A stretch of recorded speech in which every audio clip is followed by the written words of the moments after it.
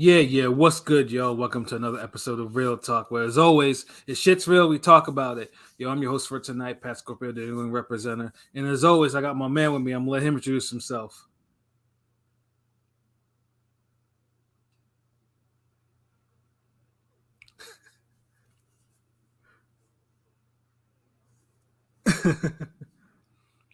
Pilot?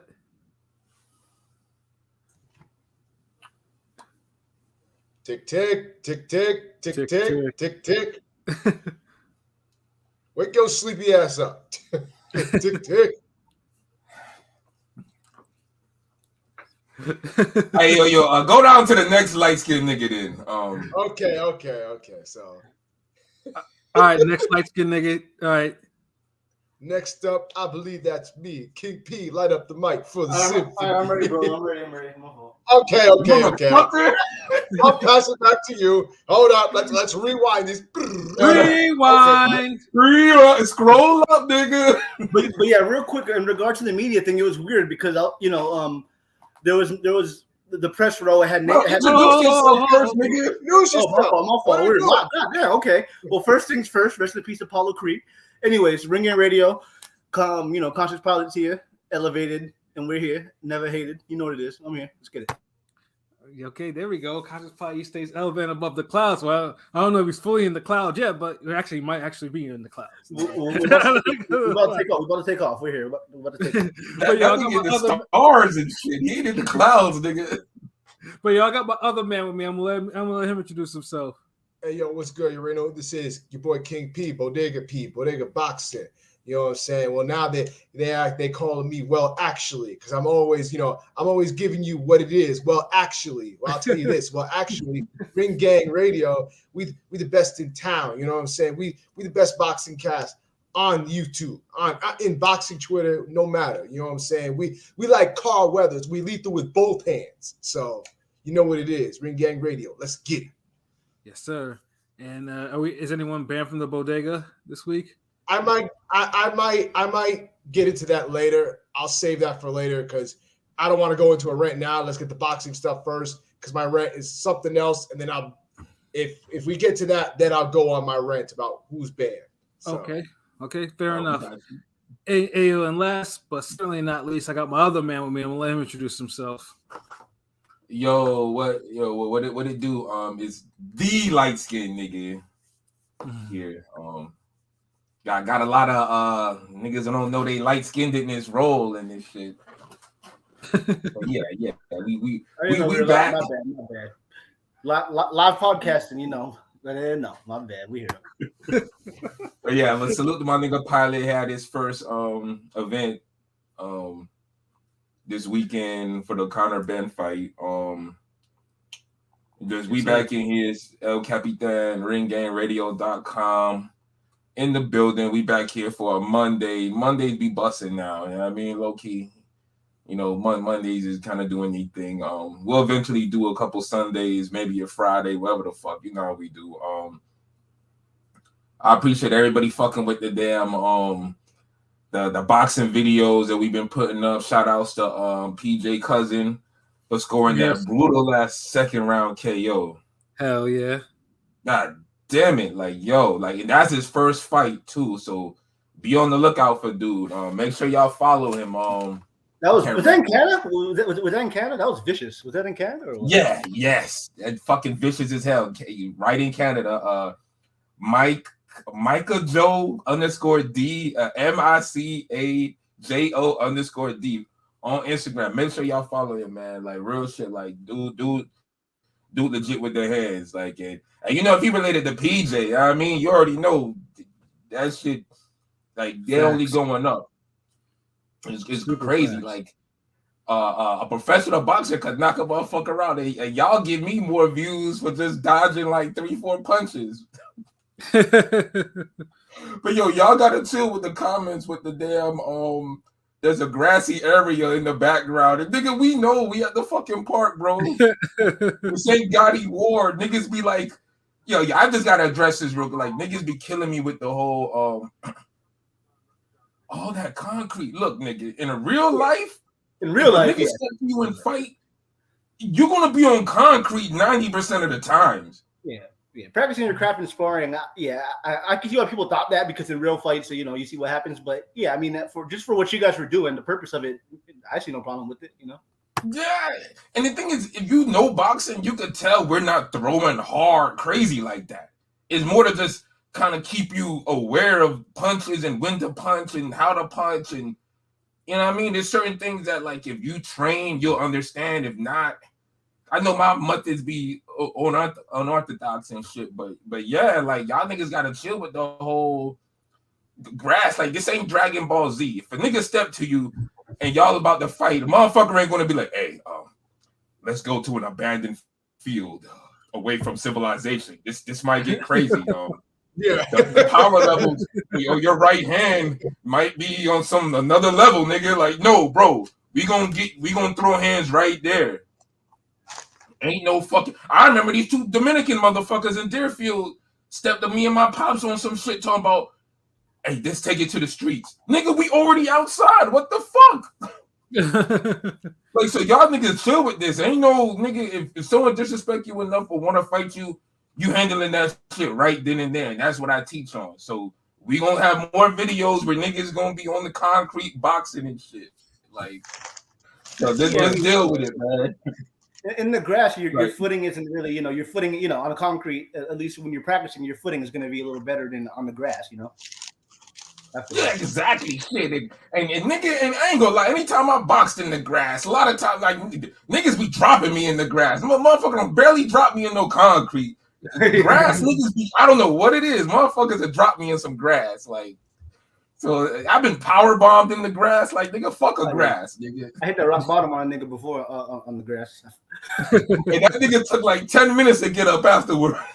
Yeah, it looked dead for a second. Like, shit.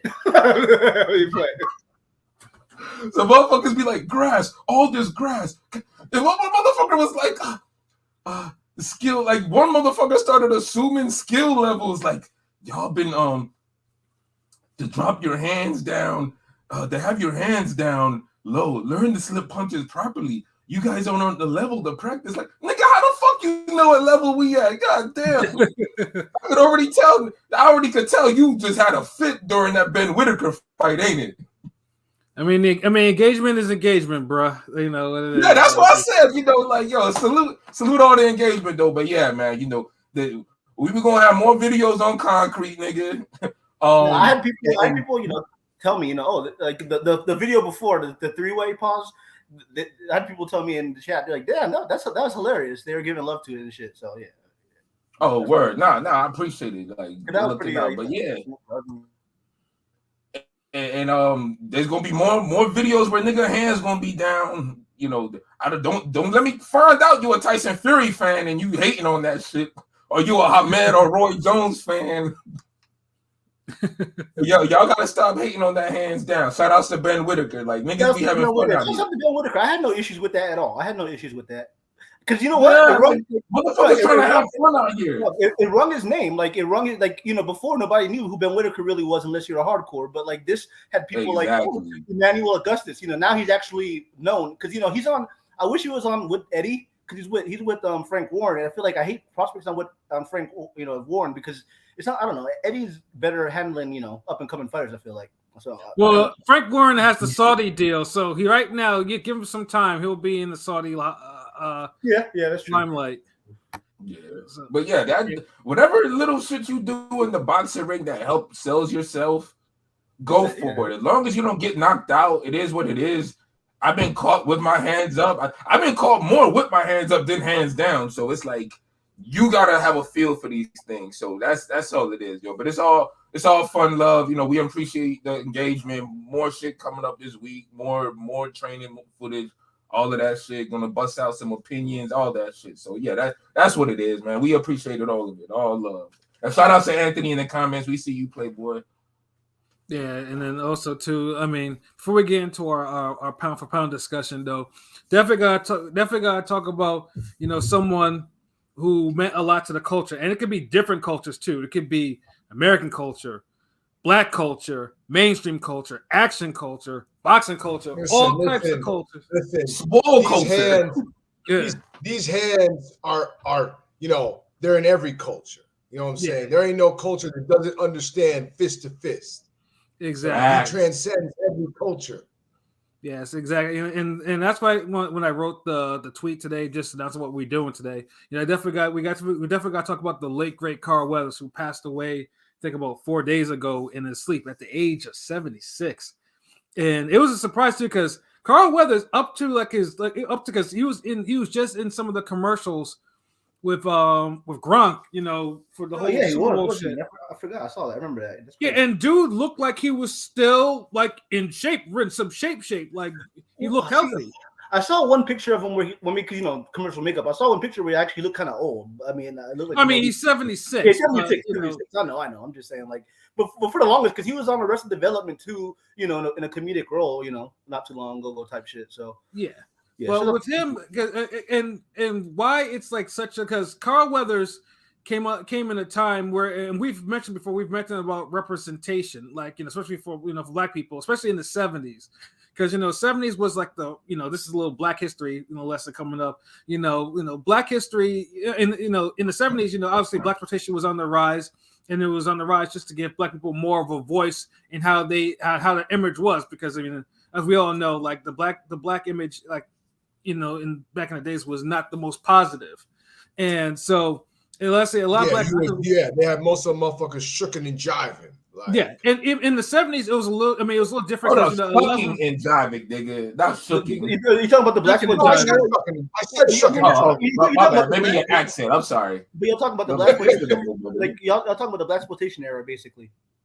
Yeah. Well, no, the Black it wasn't shucking and jiving. I mean, they were love because most of them like in that era, like at least the Black actors in that did the Blaxploitation movies, they were. No, I'm saying.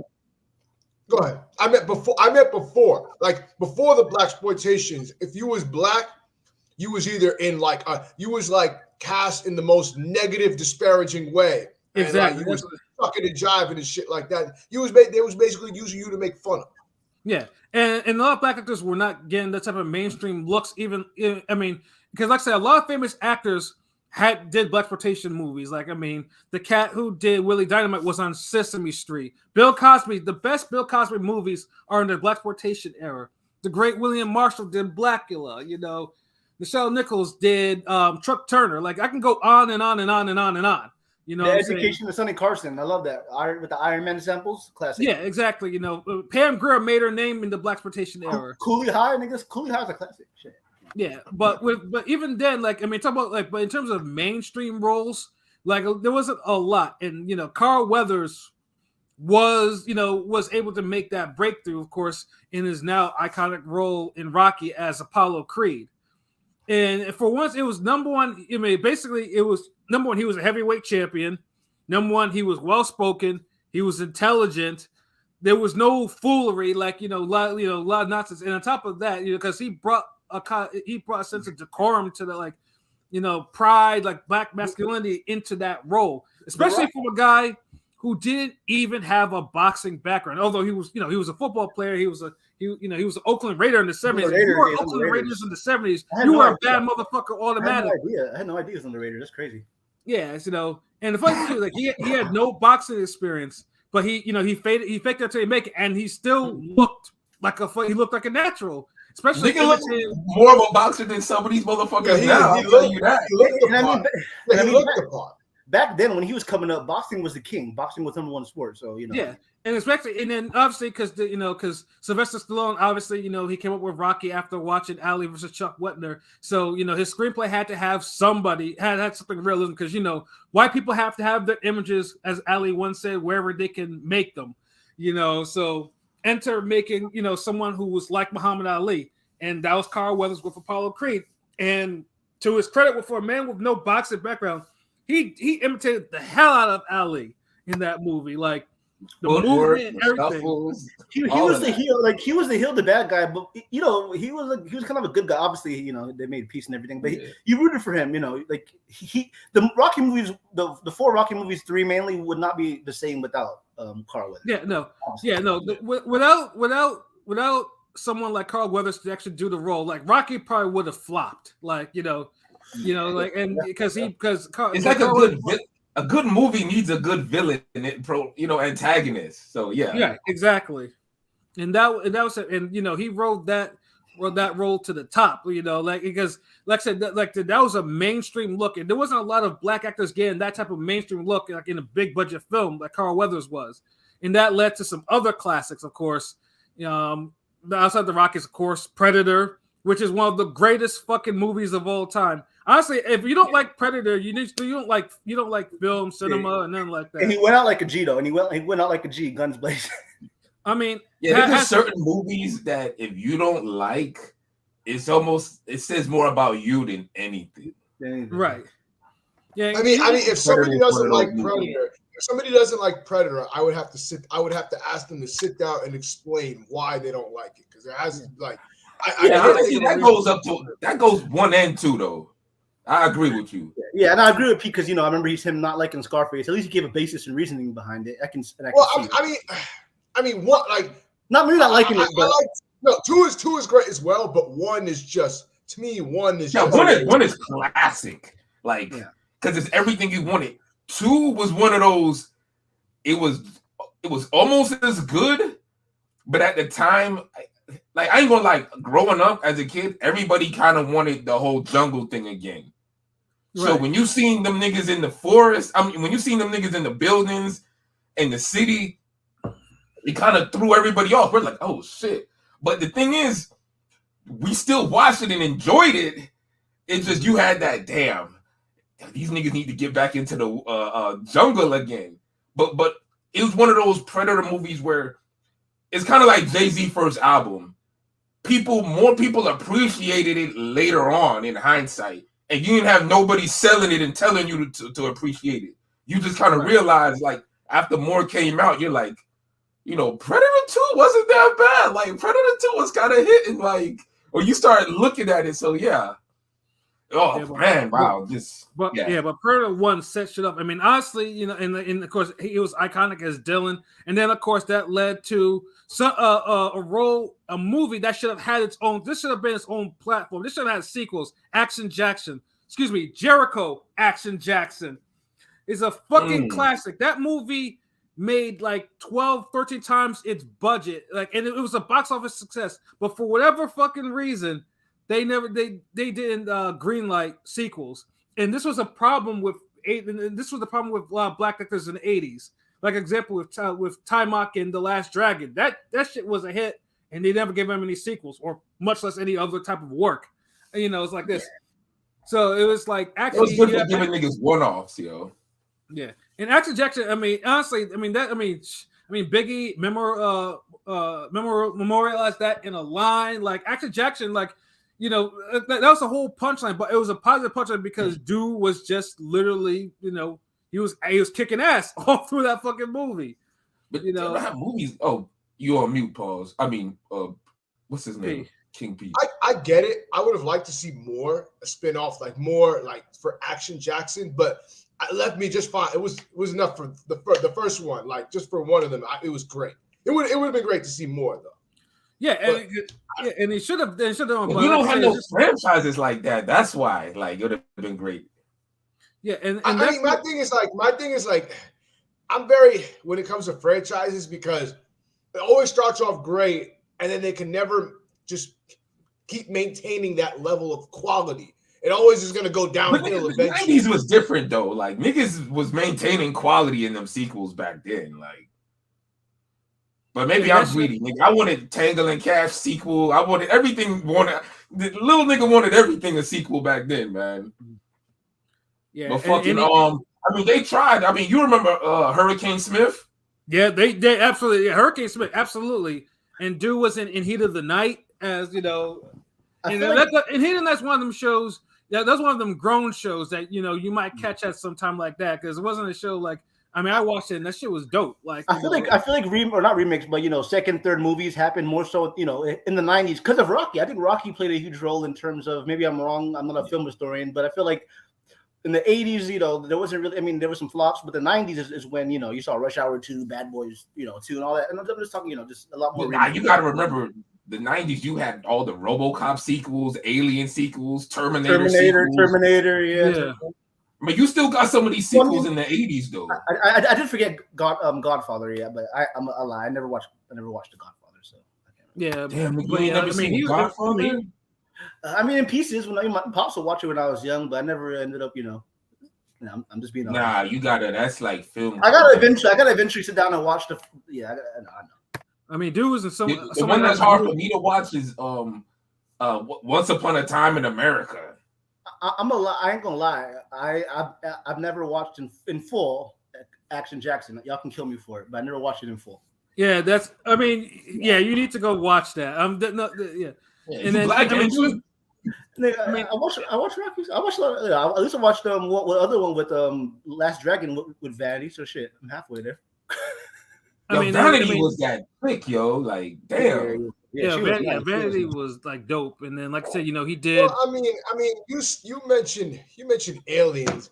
Aliens to me is an example of why I'm okay with certain movies not being franchises, because Aliens just went down as every movie that went along and just went. Wait, hold on, wait. Aliens 2 is a classic, bro. Like that's looked after at it. 2. No, after 2, it went down. Like, but you gotta remember, like everybody was getting great second movies. Look, Lethal Weapon 2, classic. Aliens 2, classic. Terminator 2, classic. Nigga, that's enough fucking like sequel classics where niggas was like, you know what? Fuck it. Bring the peas. I'll allow 3. Yeah, fuck it. I'll allow 3. You was dude, fucking some of them sequels, like Predator was the only one in real time that wasn't looked at as. Like Predator 2 was the only one at real time that wasn't looked at as a classic sequel. It was still looked at as good, but it wasn't like how Terminator 2 and Aliens niggas was like, oh shit, fuck part 1, nigga. Well, the reason why is because they didn't have any of the original one, at least the ones that were still living in the first Predator for Predator 2, which fucked up the continuity of it. It just made a whole new movie with just maybe one character from the first one on there. That's the whole reason why. But in hindsight, Predator 2 actually aged very well, though. But but let me not digress from like this. Yeah, sorry about that. Yeah, but yeah, like even well into the 90s, of course. Happy Gilmore with Chubbs Peterson. That was in the case he did a comedic role. Of course that was classic. He did that. Of course, he reprised that in Little Nicky, and then he did a lot of left TV stuff, like Arrested Development. I see the clips. Oh, I didn't watch Arrested Development. That wasn't my type of thing, But you see a whole bunch of clips. Happy Gilmore. He was hilarious in Happy Gilmore and shit to me.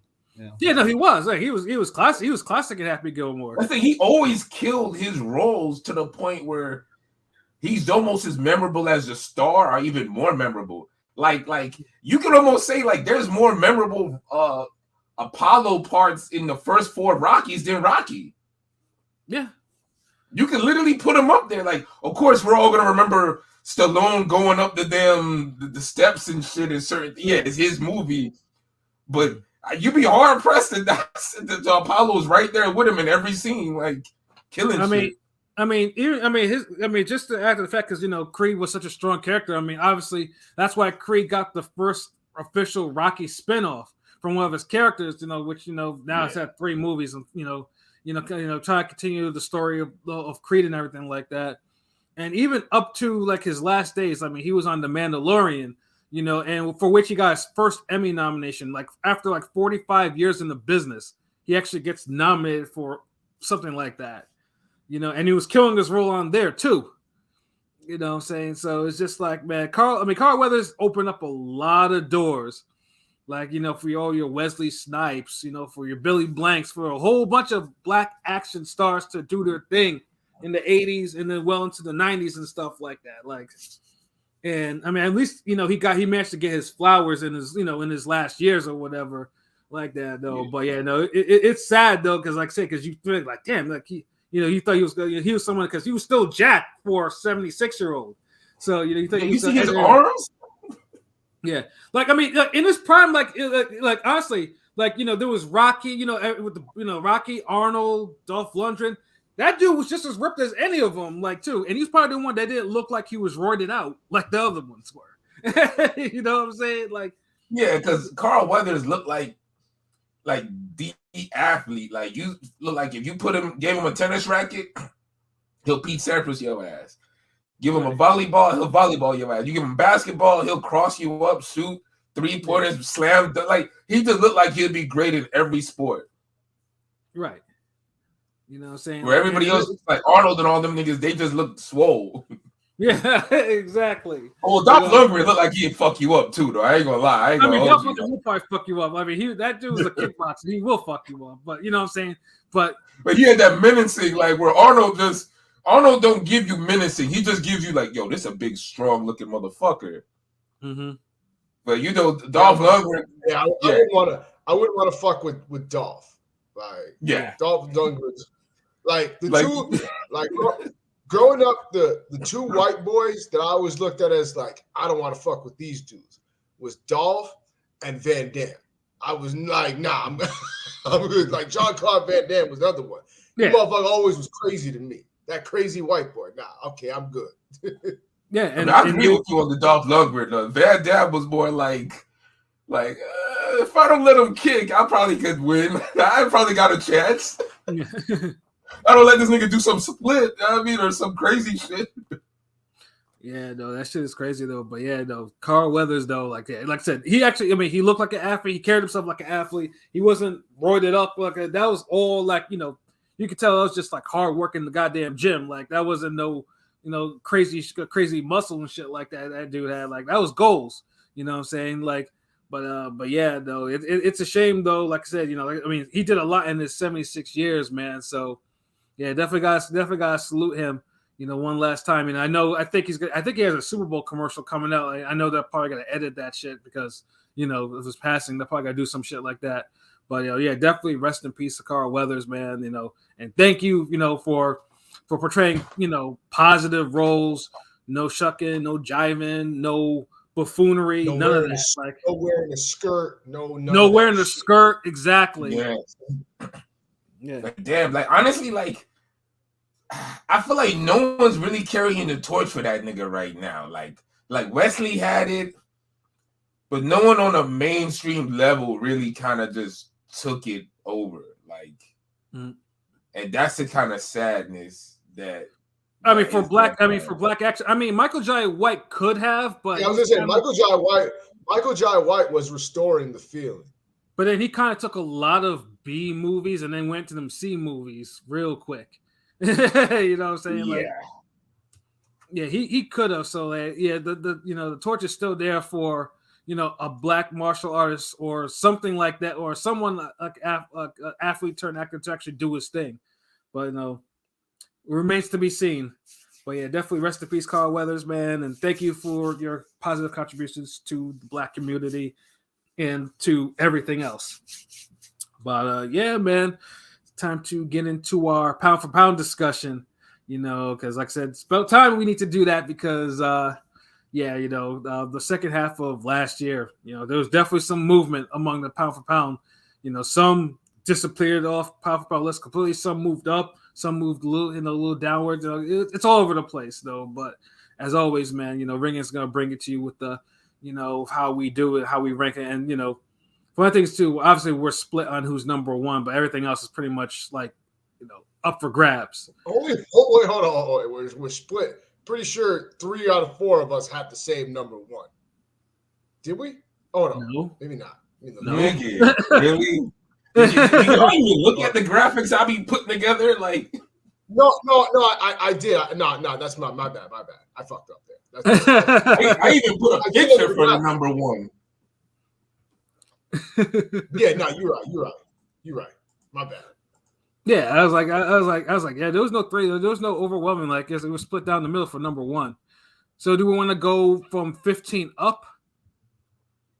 15 up, because that's how you're actually supposed to do it. Yeah. Right. All right. So, LB, since you put together the stuff, I mean, I'll let you go first with your 15. Your number 15. Oh, okay. Yeah, let me pull that. By the way, it's a dope graphic. By the way, so y'all need to put some. Yeah, my man LB has skills. Yeah, I shared it in the tweet, so check that out. Definitely at Ring Game Radio for sure. Twitter. Yeah, definitely. Okay, I'll run through it real quick. I got the God Monster Inoue himself as number 1. 15 up, bro. 15 up. Oh, 15 up. Bro, I forgot. My bro, bad. what are we doing? Scroll down, pilot. We both did a boo-boo. Pause. You got number 15 with David Benavidez, who he low-key got the juice. He's like the uncrowned king of super middleweight right now. He had a hell of a year. I thought about putting him in there. Yeah, he should have been. It just, niggas is ducking him, so he can't help who he is. He's improved his IQ. It's like 12 to 20 is. I mean, 12. Like I feel like there's guys left out, right? But I feel like after like a certain number, it's hard to, it's hard to really rank. It's like it's hard to really rank these guys because I feel like there's a lot of good fighters that could be on this list that aren't. No, I agree. It's just niggas got to start being active against top level fighters. So that makes it a little easier. But David Benavidez had a great year last year. Good. And since he's the uncrowned king, he's been, he got to get acknowledged somehow. So I got him at 15. Just because no one don't want it with this nigga. 14 is Ioka, who's been solid and doing his thing for years. So he deserves a spot. Teofimo Lopez kind of bounced back last year with a good win. It was an upset. It was. He styled on niggas, so he would have probably been a little higher if he stopped them. Yeah. But, because it was a type of fight where it was a star making type of fight. You put that version of Josh Taylor in front of Prime Kasazu or Zab or one of them niggas from back in the day, and he gets stopped.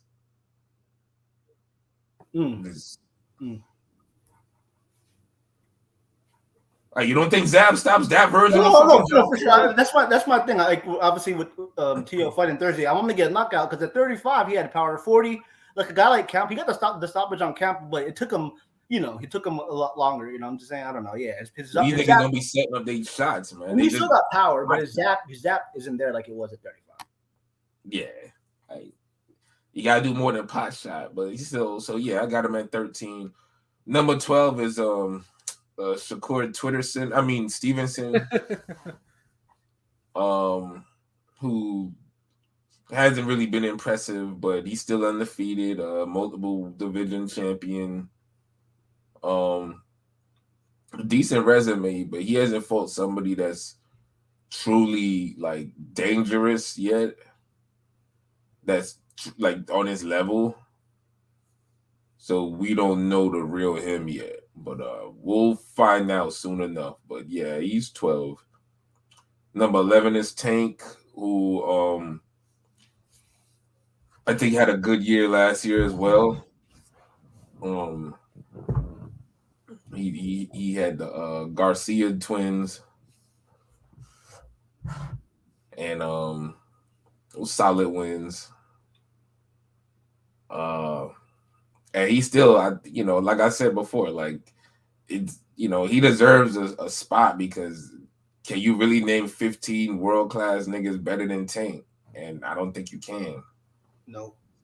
So he'll always be in the top 15. He does need to fight better opponents now. So yeah, that remains to be seen. But he's in the outside of the top 10.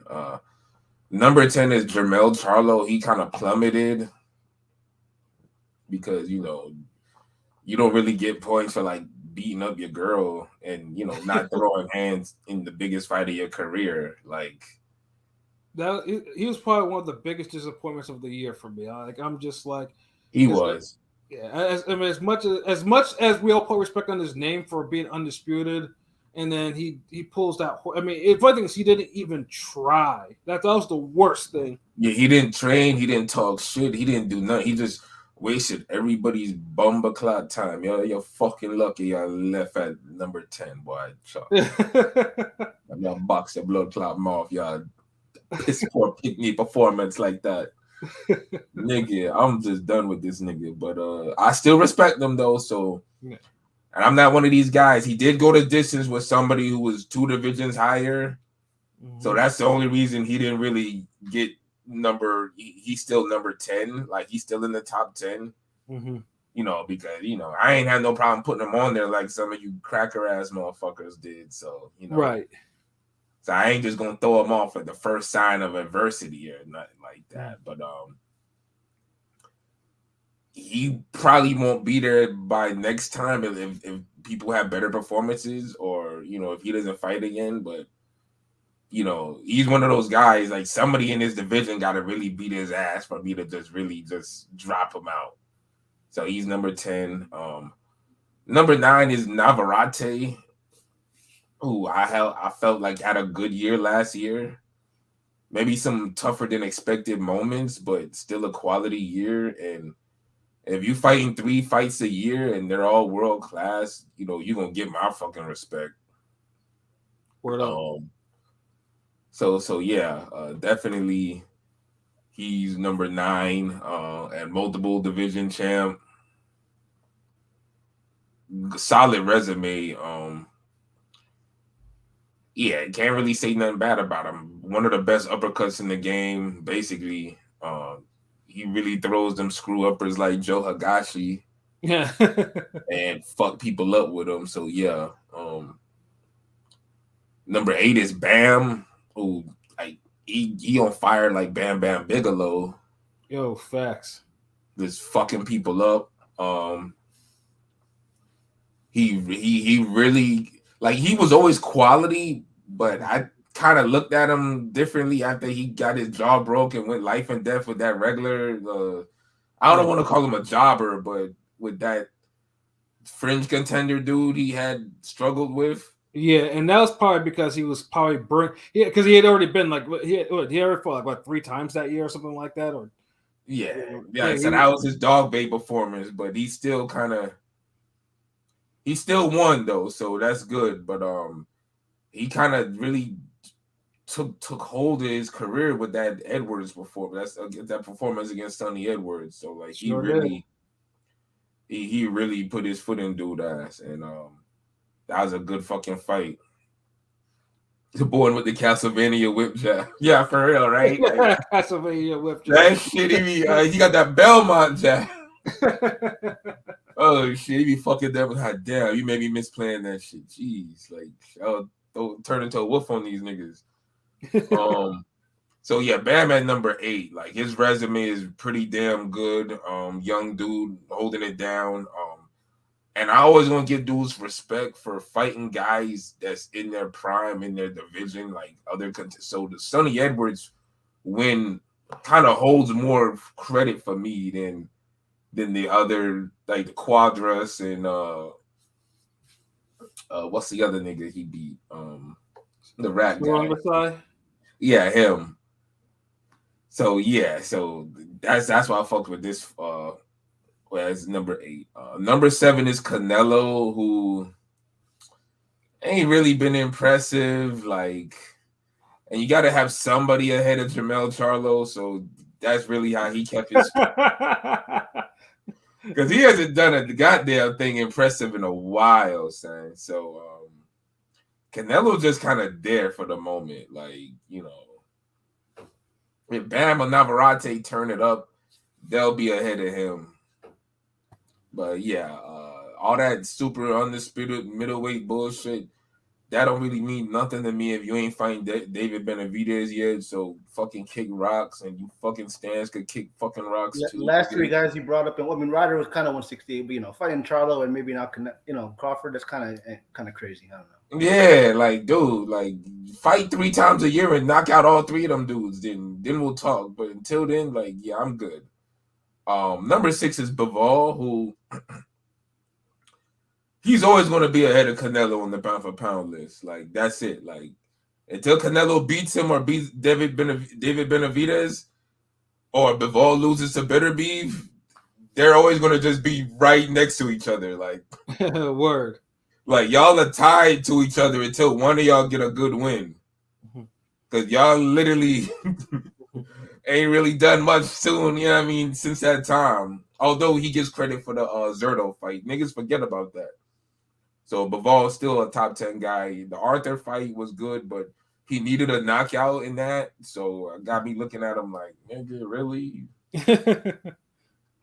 Usyk is number 5 because you can't be doing all that Emmy Award nominated shit with Dubois. Like, no, that wasn't cool. Like, you know, there's some nigga out there who could really say you didn't win that shit. Right. Yeah. So, that's the worst. That's the worst thing. And it's like you kind of gave Dubois a chance to resurrect his career, which he did. So yeah. So it's not like you didn't really help the division or anything. You kind of murked it up some more. Like facts. You threw piranhas in a canal with alligators, nigga. Like you just did some stupid shit. Facts. So you're number 5. Like number 4 is Haney because he's been putting in work. Even though I had Loma winning his fight, it was still a close, good fight where, you know, either guy could have won, so he gets credit for that. And then he shuts out Prograis and drops him. Yeah, that's number 4 pound for pound in my book. He got a bright future. He's doing all the shit that y'all want y'all niggas to do, but they ain't doing. You know, he's taking whatever deals, making shit happen. So salute to Haney. Number 3 better be for like obvious reasons. If you don't have him at number 3, then our top 5, I don't know what to say at this point because like dude is the destructive force in boxing. When he beats Bivol, he'll literally be like maybe 2 at that point. Like maybe 1. I don't know. But that's even though it's just one division, some divisions get extra credit when you clear out a division or you beat everybody there or to beat the best names because the division is so competitive or deadly or dangerous. So when you become the nigga at 140 or 154 or 175, where you're not gonna become the dude unless you tangle with some killers, that's always a bigger boost than if you the nigga at 168 or 160 or 130 or whatever the fuck. You know what I mean? Like it just hit different. So guys like Charlo, Haney, and Beterbiev, like they just got to keep winning really to keep their spots where, you know, because they're in the danger zone for them divisions. Word. So yeah, Beterbiev definitely number 3 worthy. Because and the Callum Smith, like no one's ever did Callum Smith like that. So that counts for fucking something. Number 2 is Crawford, who, you know, easily could be like the best American boxer in the country right now. And it's like self-explanatory. The Spence win was big. Multiple division champion, 2-time undisputed. Besides Clarissa Shields. Of course. Besides Clarissa Shields. But yeah.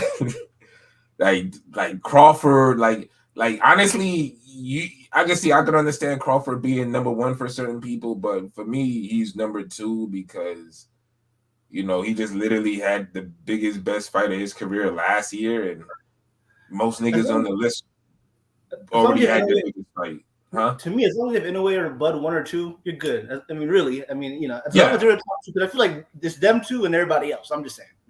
It is. The only way I see it being a 3-way split, if Beterbiev beats Bivol, then he's like right there with them niggas. Then if somebody was like, yo, Beterbiev's number 1, I'm not even gonna argue that because that's a big deal to me. So and remember, like when you beat motherfuckers by KO, it just hit different. What if Usyk stops Fury somehow?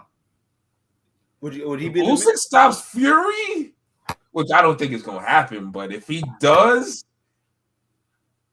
he might really, because I don't, you know what? I wouldn't argue if someone says he deserves to be number 1. He would have a strong case for it.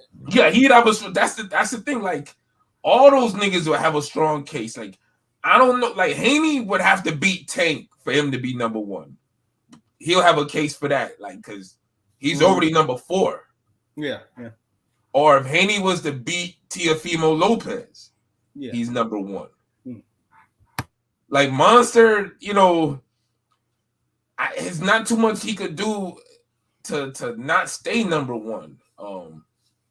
It's more people have to do something better than what he's been doing type shit. He would have to lose. I mean, some people he'd have to lose to ever get. Yeah, he'd have to lose, or Crawford would have to beat Canelo, and then yeah. Even though that would be the first fight, I wouldn't mind a double knockout, but like that'd be my prop bet. Like, yeah. Pan the camera to Benavidez and Boots' face in the crowd when it happens, and then y'all can go back to. Then y'all can see me on live, like. But yeah, that's my list, man. Inoue number 1. Like, come on, bro. Like he's moving up in weight, bodying niggas since the fucking Jamie McDonald fight. Like, nigga just steps up in weight, bodies, dude. So, ain't too many people doing that. They get accustomed to their division. They might win a close decision, but they ain't really fire spitting. You know what I mean? Like, they ain't doing it like Inoue doing it. Like, he's the closest person to a perfect fighter right now for me. And when I say that, everything he does is either a 9 or a 10. And I don't think no one else on that list come close to that. Even though I know they got some 10s, like, But yeah, that's it for me. That's what it is. AOP, all right, your turn, bro. Tell us your list. All right, cool. So next up, I got my list up. My top 15. I thought you was gonna say I believe that's me, nigga. Jeez. I was like, right. I already did it once, so you already know the deal. But so I'm gonna do from 15 up to number 1, and from 15 to 12. This is the bracket where everybody that was higher up dropped off for reasons, either losing really badly or looking really badly. And I'll start off with number 15, Mr. Shakur Stevenson. Well, I'm not gonna lie, I punished him for that horrible performance. Like, probably the worst performance of the year, and he won the fight, and it was that bad. Yeah. Like, he looked terrible. Look, tripping over himself. Like, dude was fighting mad scary. Put everybody to sleep. He might as well have lost the fight the way he put on a Thursday night, no less. Yeah, we all lost that night. Just watched He lost more, in terms of like his clout or whatever you want to call it. He lost in a win more than some niggas that lose. Yeah, and that's why I put him at 15, because I made a point that your stock can still drop even in a loss, like even in a win. So yeah, in a win. That's what I was saying. So yeah, he's at 15. If he rebounds, has some good performances, I'll move him up the list. But Fulton was higher up on the list, unified champion at 122, and then got dominated by Inoue, the monster. So yeah, he's got to drop down. Same as Errol Spence, unified champion at welterweight, very good wins, but when you get dominated like that, you got to drop. So another one. This is all the droppers. This is Drop Mania from 12 to 15. Jermell Charlo, Drop City. Like, undisputed, I know, but your performance in his last fight against Canelo was horrible. So, yeah, you had to drop. I never, I had you in my top 5, I think like top 3, and you put up a performance like that. No, yeah, you got to go all the way down. So, word. Number 11, Gervonta Tank Davis. Had good performances last year. We still want to see him fight better guys, but yes, last year was a good year. The names were good. So if he fights the better names, don't tell Pat, nigga. Yeah, no, I mean, I can understand why he wouldn't put him on the list or like this, but Like I said, he ain't all the other guys that lost got to go below him. He looked good, pause last year, dominated his performances, whatever you want to say. I gave them, I thought they were quality performances, even if you didn't think they were top tier guys, big names. So and if you would have said drop one more time, I would have said you better play the fucking Far Side song now, nigga. Shit.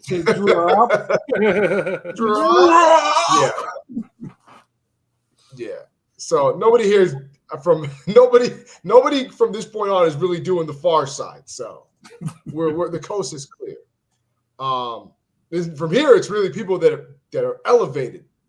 Number 10 being David Benavidez, who definitely made his case for top 10 by, dominating the super middleweight division, beating the guy, the Caleb Plant, that, yes, he lost to Canelo, and Benavidez beat the shit out of him.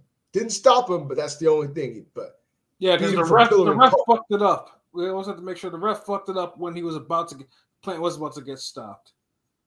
Yes. So, and then he went on and had a dominant performance against Demetrius Andrade, very skilled fighter. We've always praised Andrade for his skills. Unfortunately, he always hadn't had the best, opportunities, but he's still a very, very skilled fighter, and I've always thought very highly of Andrade. So beating him in that fashion, that means a lot to me. So I rate that highly. And so I rate Benavidez highly. So he's rounding out the top 10, starting off. So number 9, one Jesse Bam Rodriguez, champion, dominant flyweight champion, and in his last performance, he dominated Sonny Edwards, who I rate very highly, is now the unified flyweight champion. Give him his props. He was dominant. He just looked like a special fighter. So he's in the 10. He's in my top 10. Number 9. Number 8, a guy that I had on, years ago and then dropped him, has found his way back to the list. One Teofimo Lopez, a guy that dominated the top guy at 140 in Josh Taylor, the former undisputed champion. Dominated, made it look easy. Too bad he didn't stop him, but it was a dominant performance nonetheless. So I got to give Teo his props for that. So hopefully this year he won't drop by having a bullshit year, but we'll see. Teo's the other one, goes up and down on the list because he likes to have his best performances against the top guys and then watch him put in a clunker against Jermaine and have me drop him. But whatever. Let's hope not. And you know that possibility is possible, nigga. No, yeah, that's what I'm saying. Like, I see the tweet you had, nigga, with the 7 out of 10.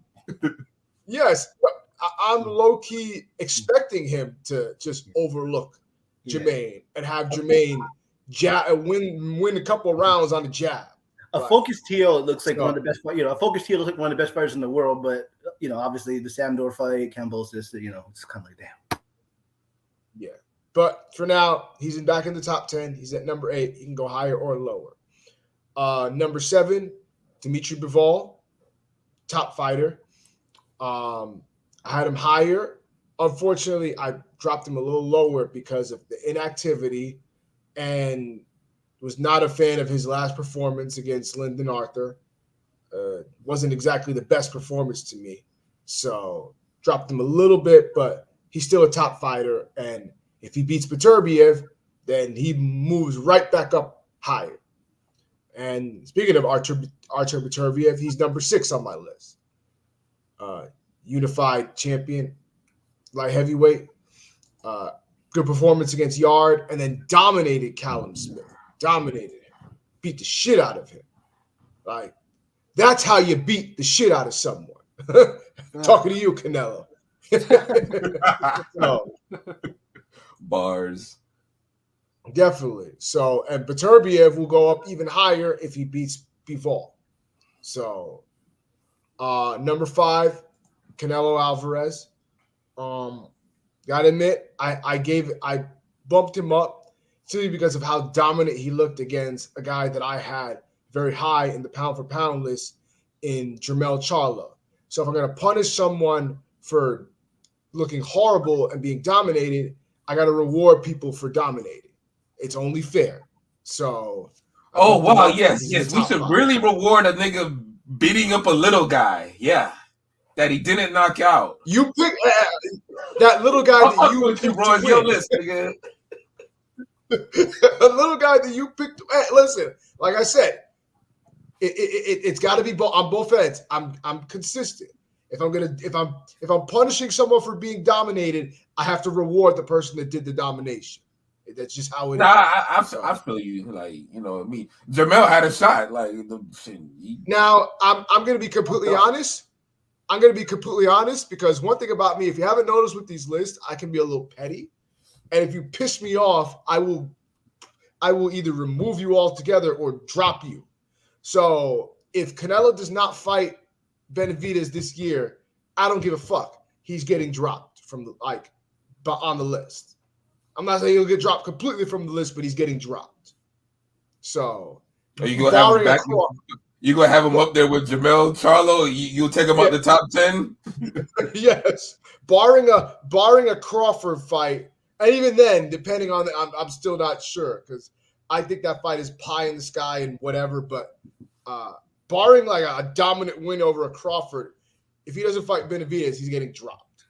Like he'll be in the lower part of the top 10, maybe out the top 10 altogether. I'm petty like that. I don't give a fuck. Damn, you ain't gonna give him credit for beating the big Charlo if that happens? I mean, depends on how he looks. And honestly, not really. Like, not really. Yeah, maybe if this was 2014, nigga. Like, yeah, like what are we talking about? Yeah, you know what I mean? If Jermell was as dominant as Jermell, yeah, I would definitely give him a lot of credit. Coming one fight back from an injury. So yeah, whatever. I'm not thinking much about that fight. And if he fights Munguia, I might drop him. If he fights Munguia, I might just drop him altogether. So Canelo is like on notice because depending on how he moves this year, he might really piss me off. And when you piss me off, you get dropped on the list. I'm sorry. I don't give a fuck. But anyway, yes. Anyways, instead of, bringing people back, like in the video where they're walking backwards in the video, you know what I'm saying? Somebody that's walked forward on the list, one Devin Haney. Bars. Coming off an undisputed win, undisputed at 135, had a victory against Vasily Lomachenko, and I don't give a fuck. He won that fight. I don't want to. If anybody's in the comments, but he should have lost that fight. I don't give a fuck. I thought he won. Cry. Go make your own list, and you can bump him down on the list. Cry. He's on number 4, and then he dominated. Regis Prograis, a guy that was in my top 15, not too long ago. So, and he had to get dropped from the list completely because of how bad he looked. So, pitched a shutout. So now he's a champion in 2 divisions. So shout out to Devin Haney. He's number 4. And depending on how this year shakes out, he might get bumped up to number 3 in my top 3. So next is Alexander Usyk. He is my 3rd. Undisputed cruiserweight. Unified heavyweight. Wasn't really all that happy with his last fight against Dubois and his little low blow festivals, but body shots, crying, but it is what it is. So if he beats Fury, we'll see. If not, he'll probably get dropped. I'll be honest. He'll probably get bumped down on the list. So, but for now, he's at number 3. Number 2, Terrence Bud Crawford. Need I say more? Undisputed. 2 different divisions, unified lineal in 3, had a dominant performance over Errol Spence. So he's number 2. And I can understand if you have him number 1. I just have him number 2. And the only reason I don't have him number 1 is because Naoya the Monster Inoue was at number 1 before, and he then since then he had a dominant performance over Stephen Coolboy Fulton, and so now Inoue is and having a great victory against Apollos, so undisputed in 2 divisions, 118, 122. Just has the eye test. You know what I'm saying? If you just look at him and you could see that guy's a number 1 pound for pound fighter. Honestly, I don't know if anybody else does this, but I'm starting to wonder if there's like a look for pound. Like you got to watch a guy fight and like it's got to pass the eye test of like he looks like a number 1 pound for pound fighter. Well, Inoue looks like it. He passes the eye test. He's showing it with dominance with the people that he's fought, the belts he's collected, his resume. So he is still a top number 1 pound for pound for me. The Monster. Still number 1. Number 1. No doubt, no doubt. Great number 1 pick, bro. Yeah, I definitely agree with you. Yeah, and he does look like a number 1 pound for pound fighter. Like, because I feel like when you're a number 1, the best fighter in the world, you shouldn't be having rounds where old washed up fighters are landing their jabs on you, or you struggling with guys who never were. Or, even though you knock them out a couple rounds later, but, it's just the whole... championship, they call niggas bums, but if you're a champion, other than Rolly, like, championship level fighters are championship level fighters. They're fighting for a championship for the most part. They deserve to be there. So I'm just saying, Yeah, I know, but, there was once this guy from... he went around saying Pensacola in the house. and he would treat guys who was like world class. He would treat them like the niggas you would see, like the novice guys starting a card out. Like he was, they would say, he ain't fought nobody, but he just made them look like nobody. So yeah, so when I look at pound for pound, I do kind of agree with King. Like, you gotta have you gotta look dominant, like.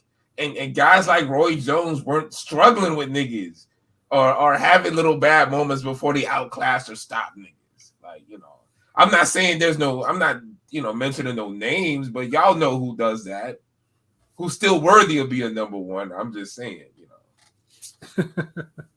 But yeah, y'all got it. Word up. So, Pilot, do you want to go through your list? Yeah, for sure. So let me just preface by saying I'm pissed off because I thought it. Hold on, let me see. Yeah, I thought I added Charlo because I had Charlo pretty high, like P did, before, like we all did. But him fight like a, he's a fighter. But him fighting like a pussy and for the money, like that's why I forgot him. I was really high on Jermell, so I just want to preface that. That's why he's not in my top 15 because I think he's probably gonna be retired now. He cashed out. Hey, the Canelo pay is a great payday, but. I expected, go out on your shield, man. Anyways, with my list, I do have one Errol Spence Jr. at number 15. He got a generational ass whooping, but he did pick up belt by belt. Obviously we had the poll with him and Triple G. He's gonna be a remembered welterweight. We can say what we want, but in this day and age, he's not gonna have all the scalps, but he is gonna be a when you mention a Verdun Forrest, the guys at 147, Spence will be in the mix in a mythical matchup. So if he doesn't come, I hope he gets a second act, but I don't see it really happening. But I'd like to see it. But yeah, I put him there also because when he got dropped in that second round, he almost won the third. I felt like he came back strong. He went for it. Unlike his gym partner, his boy. At number 14, I got Junto Nakatani, who's fighting soon. This guy is incredibly talented. Like I saw a picture of him in Thurman recently. I saw one with him in Crawford. He's a big dude. Like, Inoue is the best Japanese fighter and the best fighter in the world, arguably. Junto is is I would say he's right there behind him, but he's he's the second best Japanese fighter. Japan in boxing, I mean, they've been holding it down. I mean, I wish they were on my time so I could watch them shits, but not halfway. That's just way early. But yeah, Junto's special. I think he'll beat Santiago easy. Could be wrong. It's boxing, but 13 I have Navarrete. I had him, because for me I kind of just have this list and I kind of shuffle around every so often. I had Navarrete in like 9 or 10, but him having that draw with Robson, even though he dropped him 2 or 3 times, like I think Navarrete may have seen better days. I mean, he could still be a champ at 135, but 135, like I think Muratalo will beat him. You know what I mean? I think he's on the downslope. That draw with Robson just kind of rubbed me the wrong way. Pause.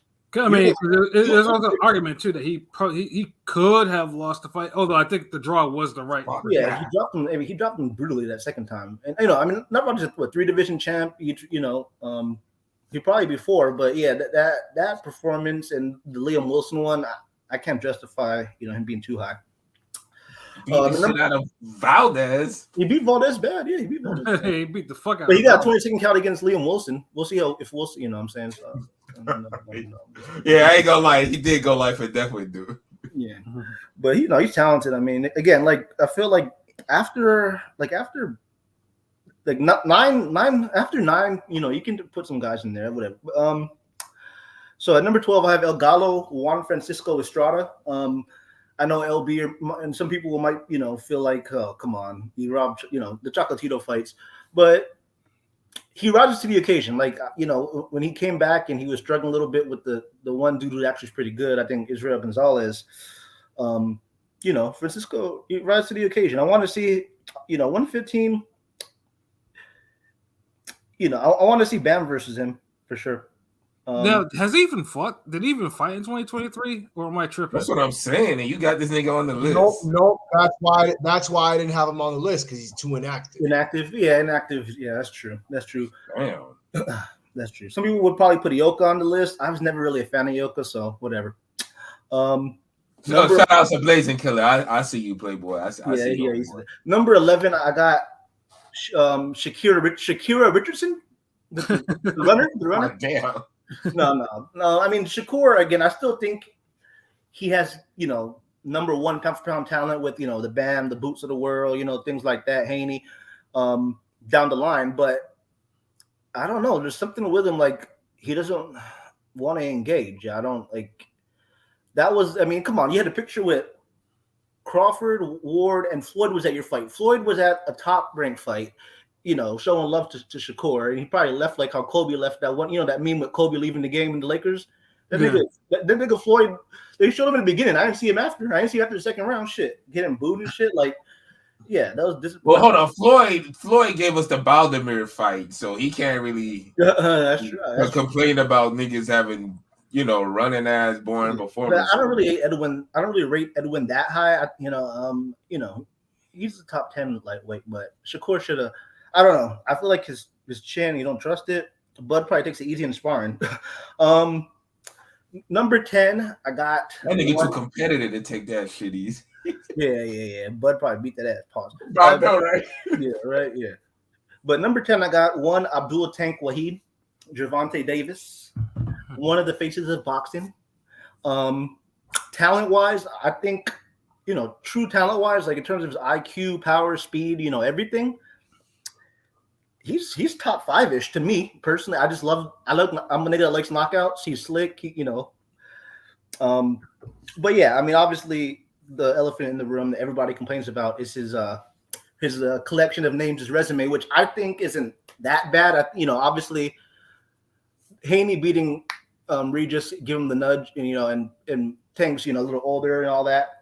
But when it comes when they compare him to Shakur, like Shakur, hold on, nudge, nigga, that's a full blown push. That's true. That's why Haney's high on our list. But I feel like some of the fans just hate Tank because he represents, the black side of boxing. I don't know. Like I feel like a nigga like Shakur is a 3-division champ. His collection of names is not as Tank's, and I don't know. I just think, but yeah, obviously I think Tank needs to, maybe he's good on the gravy train and whatever, just taking it easy, getting those dubs. But I'd like to see him fight, you know, actual 50-50 fight before he retires. Number 9, I have Jesse Bam Rodriguez. You know, he's young, you know, 2 division champion. The angles he has, you know what I'm saying? You know, the way he beat Sonny, even though it was a great, solid fight. Bam's special. I think, you know, 115. I think he should go back up to 115. And I don't know if I could see anybody beating him at one. I mean, you know, Chocolatito's older up in there. I'm just saying, you know, Tekken brand. Again, I think if he beats Estrada at 115 and just has a nice reign at 115, you know, I think he has potential to be in top 3 pound for pound, skill wise. Number 8, I have Better Beef. This is before the Better Beef fight because I think the common thought it was that Bivol will beat Better Beef because Better Beef has these injuries in Father Time, and he had a hard fight with Yarde. You know, Yarde's a strong, you know, he's not a bad fighter. But the way he beat Colin Smith, now I'm like, I think he might beat Bivol. Like, I think I favor Better Beef. I mean, Bivol's a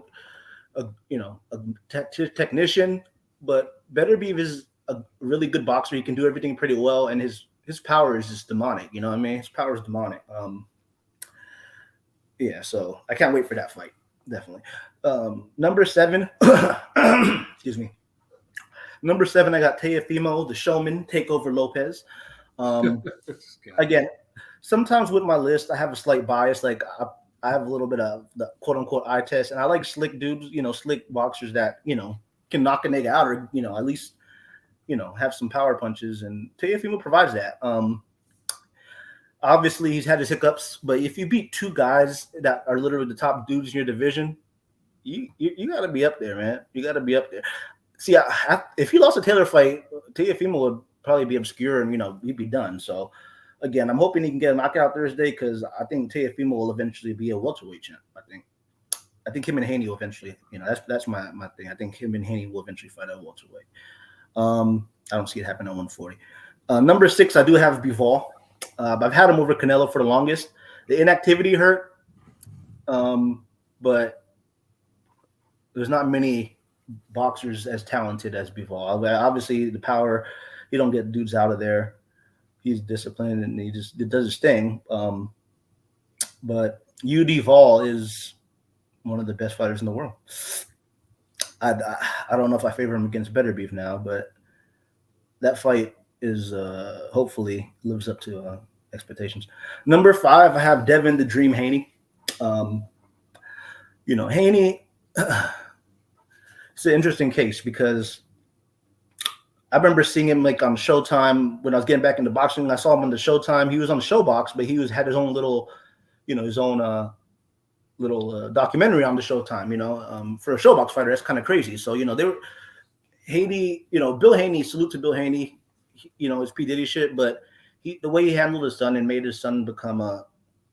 So I don't know if you guys would you consider Haney a household name yet? I mean, he's kind of gaining popularity, not yet, but I feel like no, I wouldn't call him a household name yet. He might be a top 5 American popular boxer right now. He got to fight Tank or Ryan Garcia to become a household name, or at least be right there. I'd say he's a top 5 in terms of American boxers. He might be I mean, you know, because there's obviously Tank, Crawford, Spence. I mean, Wilder, I guess, but I mean, after that, American boxers. Teofimo's up there. Teofimo's up there, but I think Haney is a little more, you know, a little bit more. I think you're gonna see Haney be a little more selective with his matchups. Like I think that Sandor fight, because Sandor Martin's the Mando, I don't ever see that happening. I think, you know, Haney's gonna make strategically, but his talent speaks for itself. That kid, I don't know if he was special. But I think that Regis fight showed me that this dude is going to, you know, he's going to be among the top pound for pound for the next few years. Number 4, I have Canelo Alvarez. You know, Canelo is one of the best Mexican fighters of all time. In terms of his collection of names, this day and age, I don't know if there's anybody, you know, right now that, you know, Pacquiao retired. I mean, might come out of retirement, but Canelo might have the best resume in boxing right now. And obviously, there's some disputes. The first Triple G fight, getting schooled by Floyd, losing to Bivol, but he needs to fight Benavidez. Like, even if he loses, if he had the best resume in boxing, he'd be number one. I'm just saying. I mean, yeah, I guess. I mean, in terms of he's fought legit, the most legit competition. I would say. But yeah, I mean, if he doesn't fight Bivol, it's the biggest duck of this decade. He needs to fight Bivol. Like, come on, this guy said he's not going to fight Mexican fighters when he's fought. You mean Benavidez? Yeah. I'm saying, yeah, he needs to fight Benavidez. It's still a 50-50 close fight, maybe, but like every great fighter of their generation somewhat passes the torch. Like, even though Floyd beat Canelo, it was still a passing the torch because I randomly was at somebody's house. They ordered a pay-per-view because Canelo's fighting, and I didn't really know much about Canelo. I'm just gonna be honest. So that kind of brought a lot of notoriety. He needs to pay it forward, but he's still obviously a great fighter. But niggas don't look at it like that. That's like a rapper being a CEO, having a label. Mm-hmm. They're not gonna want their artists to be bigger than them and shit, especially if they still platinum. Like, no, he said, I love boxing. Well, give us the fight we want. I mean, give us the fight we want. When is the last? I don't know. Number 3, I got Usyk. Inactivity and the Dubois fight.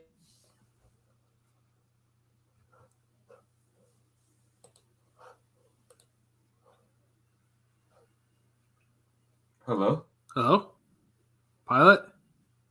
Pilot. What? Oh yeah, you just cut off.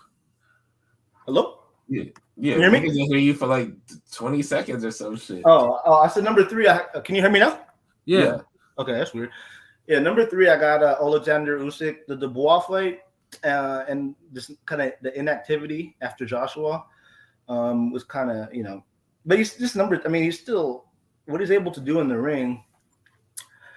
As I mean, yeah, what he's able to do in the ring in terms of being the only undisputed cruiserweight champion besides Evander Holyfield, and having a chance to be undisputed in heavyweight like Evander did twice, I think. He's one of the best boxers in the world for sure. Number 2, again, I know me and Pat had the same number 1 and 2. Yep. Is the monster Inoue. Naoya Inoue. This guy's a complete fighter. This guy's can do everything in the ring. Literally, he can do. I mean, there's nothing he can't do in the ring. He's a special generational fighter, and is probably already an all-time great. But when he retires, he will be, as well as the number 1 fighter, Terrence Bud Crawford. Can you hear me? Yeah. Okay. Yeah. The number 1 fighter in the world to me is Terrence Bud Crawford. I mean, you could put Inoue there if you want.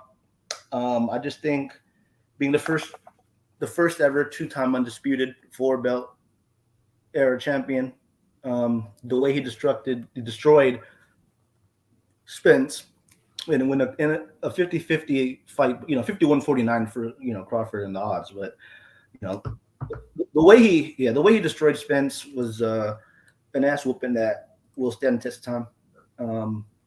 I don't know about the Canelo fight. I know he wants that payday.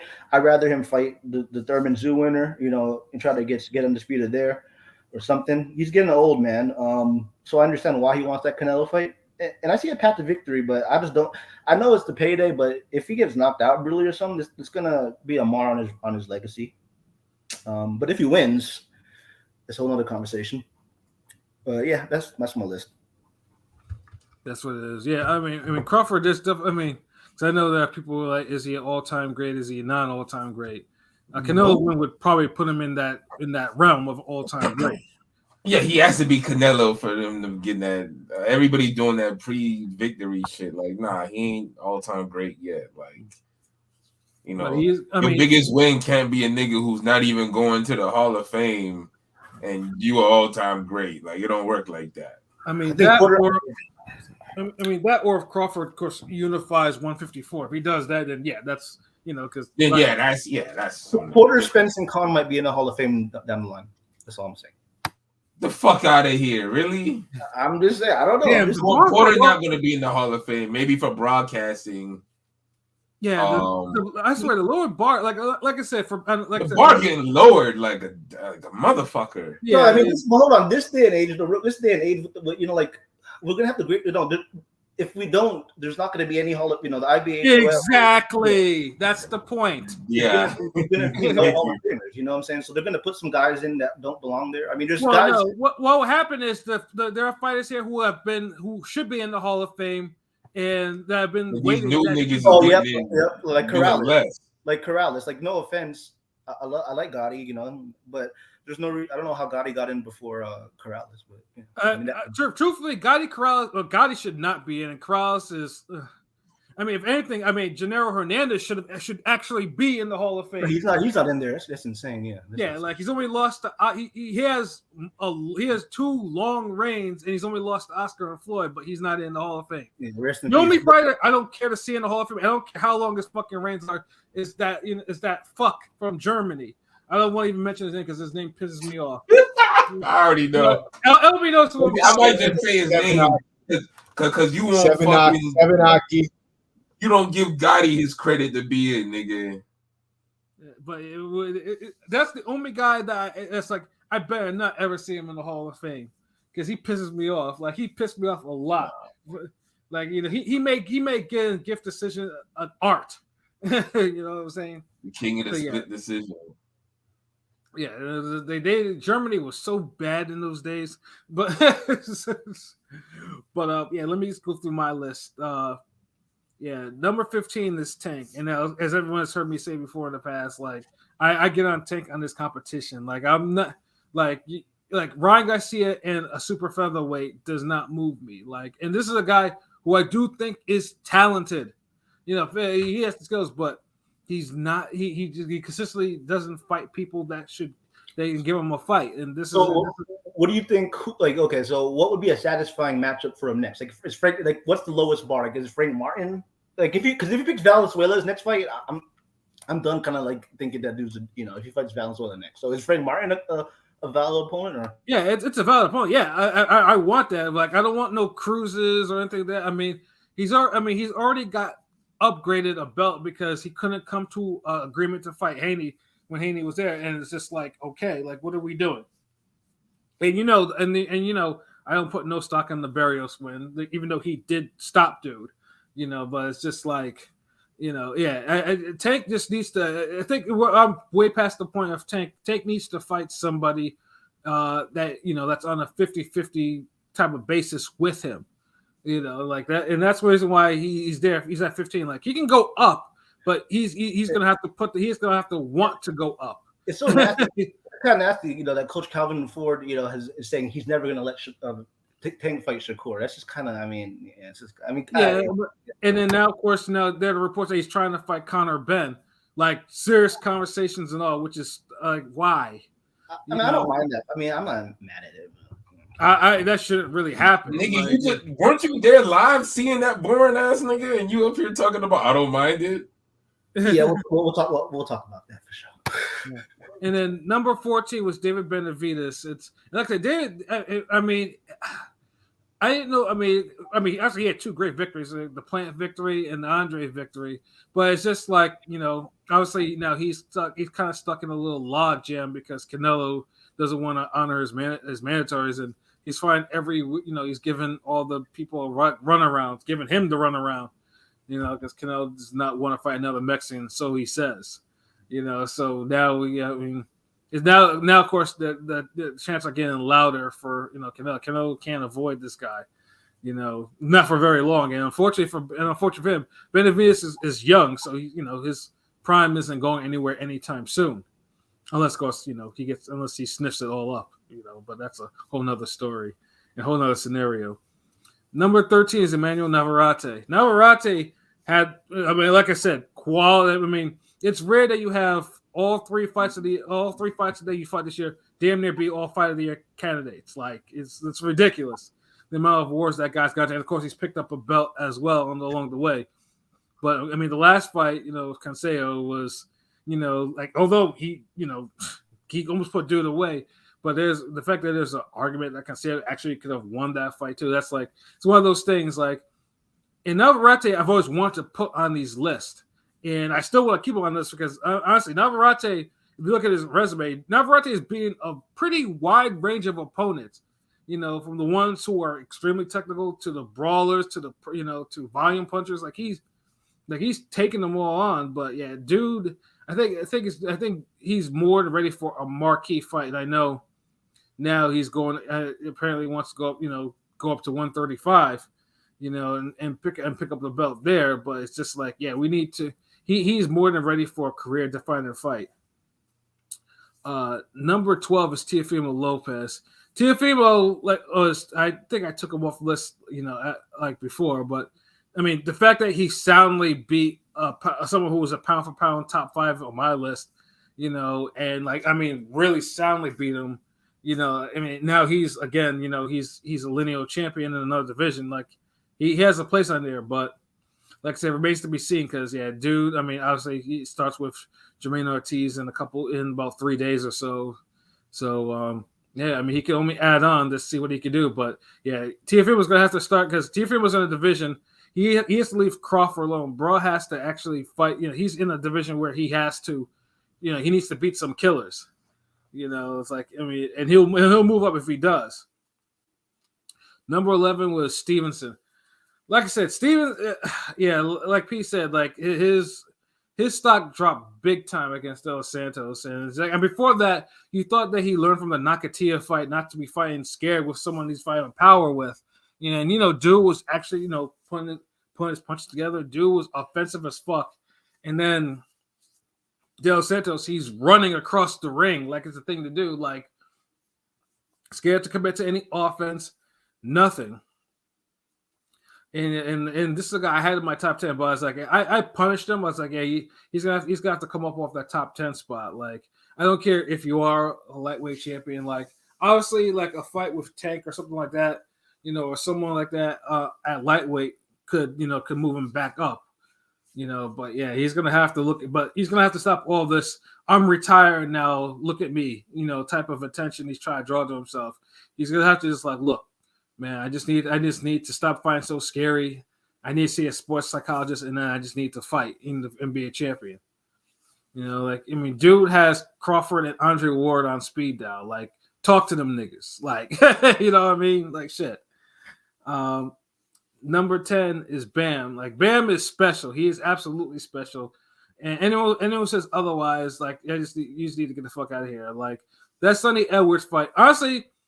I thought Bam would win, but I honestly didn't think that shit was almost a fight of the year candidate, almost, because like I said, because Sonny Edwards probably showed the most heart I've seen in a fight like that part of year outside of Spence getting his head beat in, but that fight was a hard fight, and Bam passed that test with flying colors, man. But yeah, I know Eddie's trying to has mentioned trying to get the fight with Estrada, which would probably be for the 115 division because Estrada's still a champ there. And Estrada has left a lot of bad feelings for a lot of people, some people on here, So, yeah, it's, Bam's time is coming. Like, like he can go me up.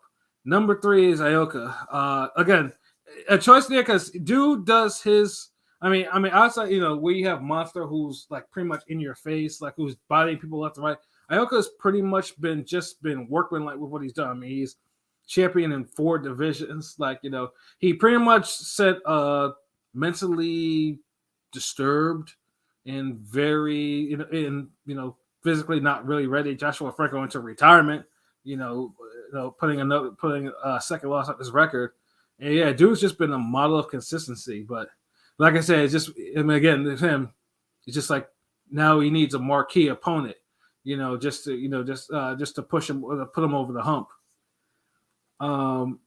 Number 8 is Bivol. No, Bivol dropped slightly because, like I said, that inactivity after the year he had in 2022, like the fact that his only fight of the year was against Lyndon Arthur and he didn't stop him. Although it looked like for a minute he was going to break that KO curse, it was just like for a while. Then after you realize after like round 7 or 8, you're like, okay, it's going to be watch, rinse, repeat. Yeah. Facts, he had him going like in the 5th. Like, there's no reason that fight should have went the distance. Not at all. You know, and I slightly penalized it, but like I said, dude is still.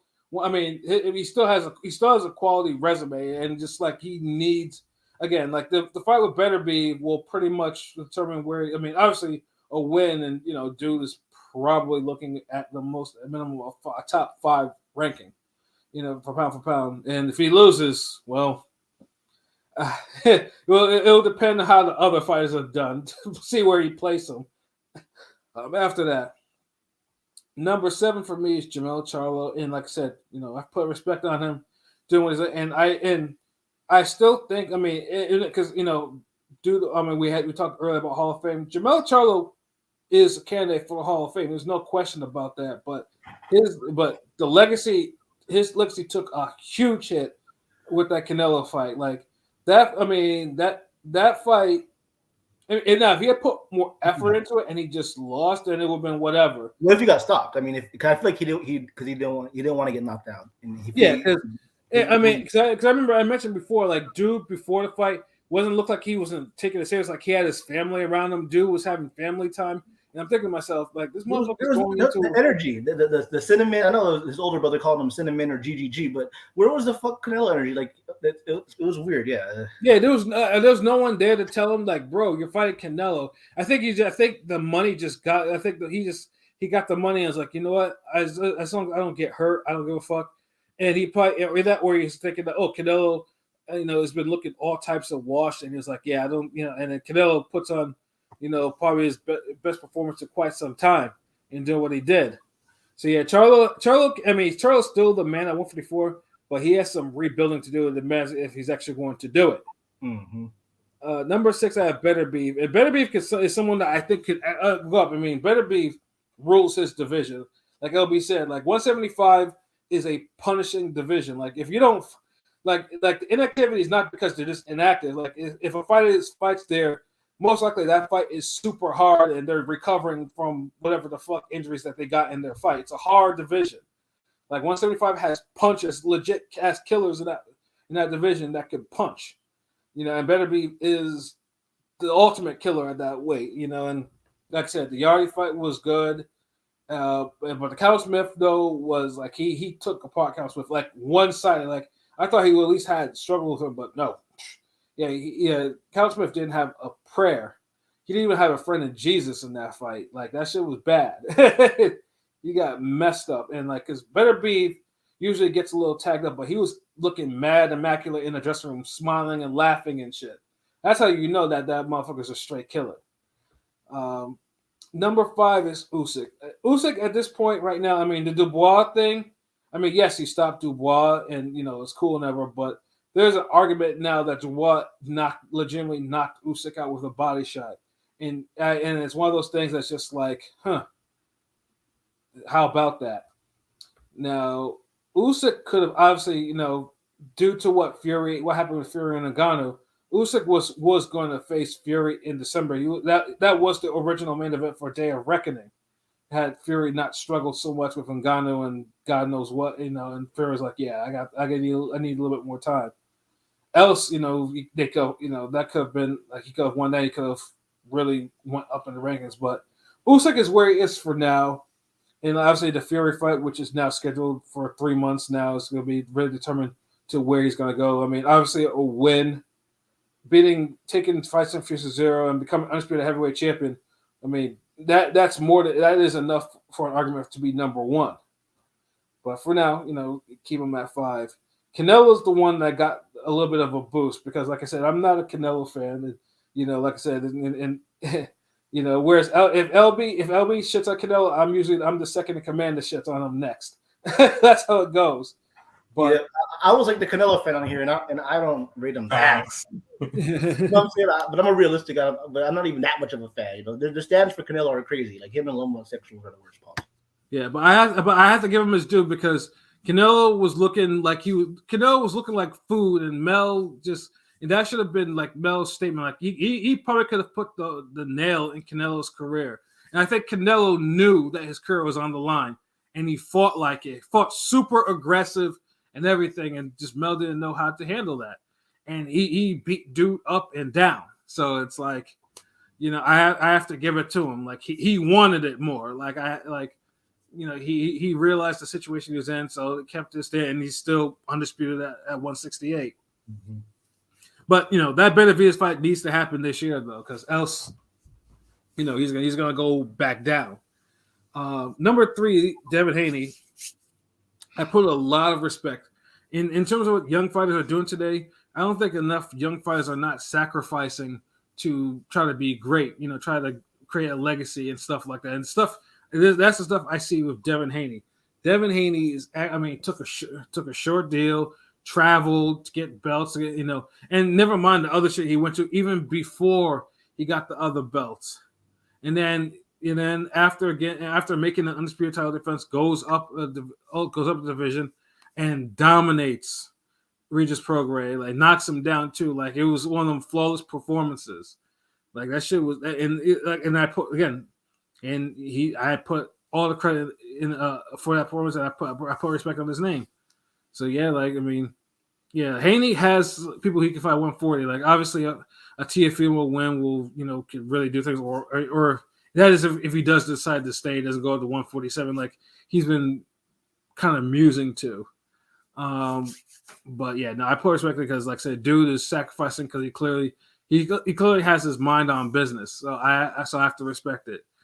Number 2 is Inoue, and believe me, Crawford Inoue, I went back and forth from because honestly, these are the 2 top fighters in the game, and Monster has been like last year was amazing. Like took apart Fulton like he had never been took apart before, and then the Tapales win just to close out the year, which was a surprisingly harder fight than I thought it would be, But he didn't waste no time. He unified the division in 2 fights, and now is looking to make some more defenses. And we got the Luis Neri fight coming up, which I'm pretty sure will probably be a bloodbath for Neri. That is not for Monster.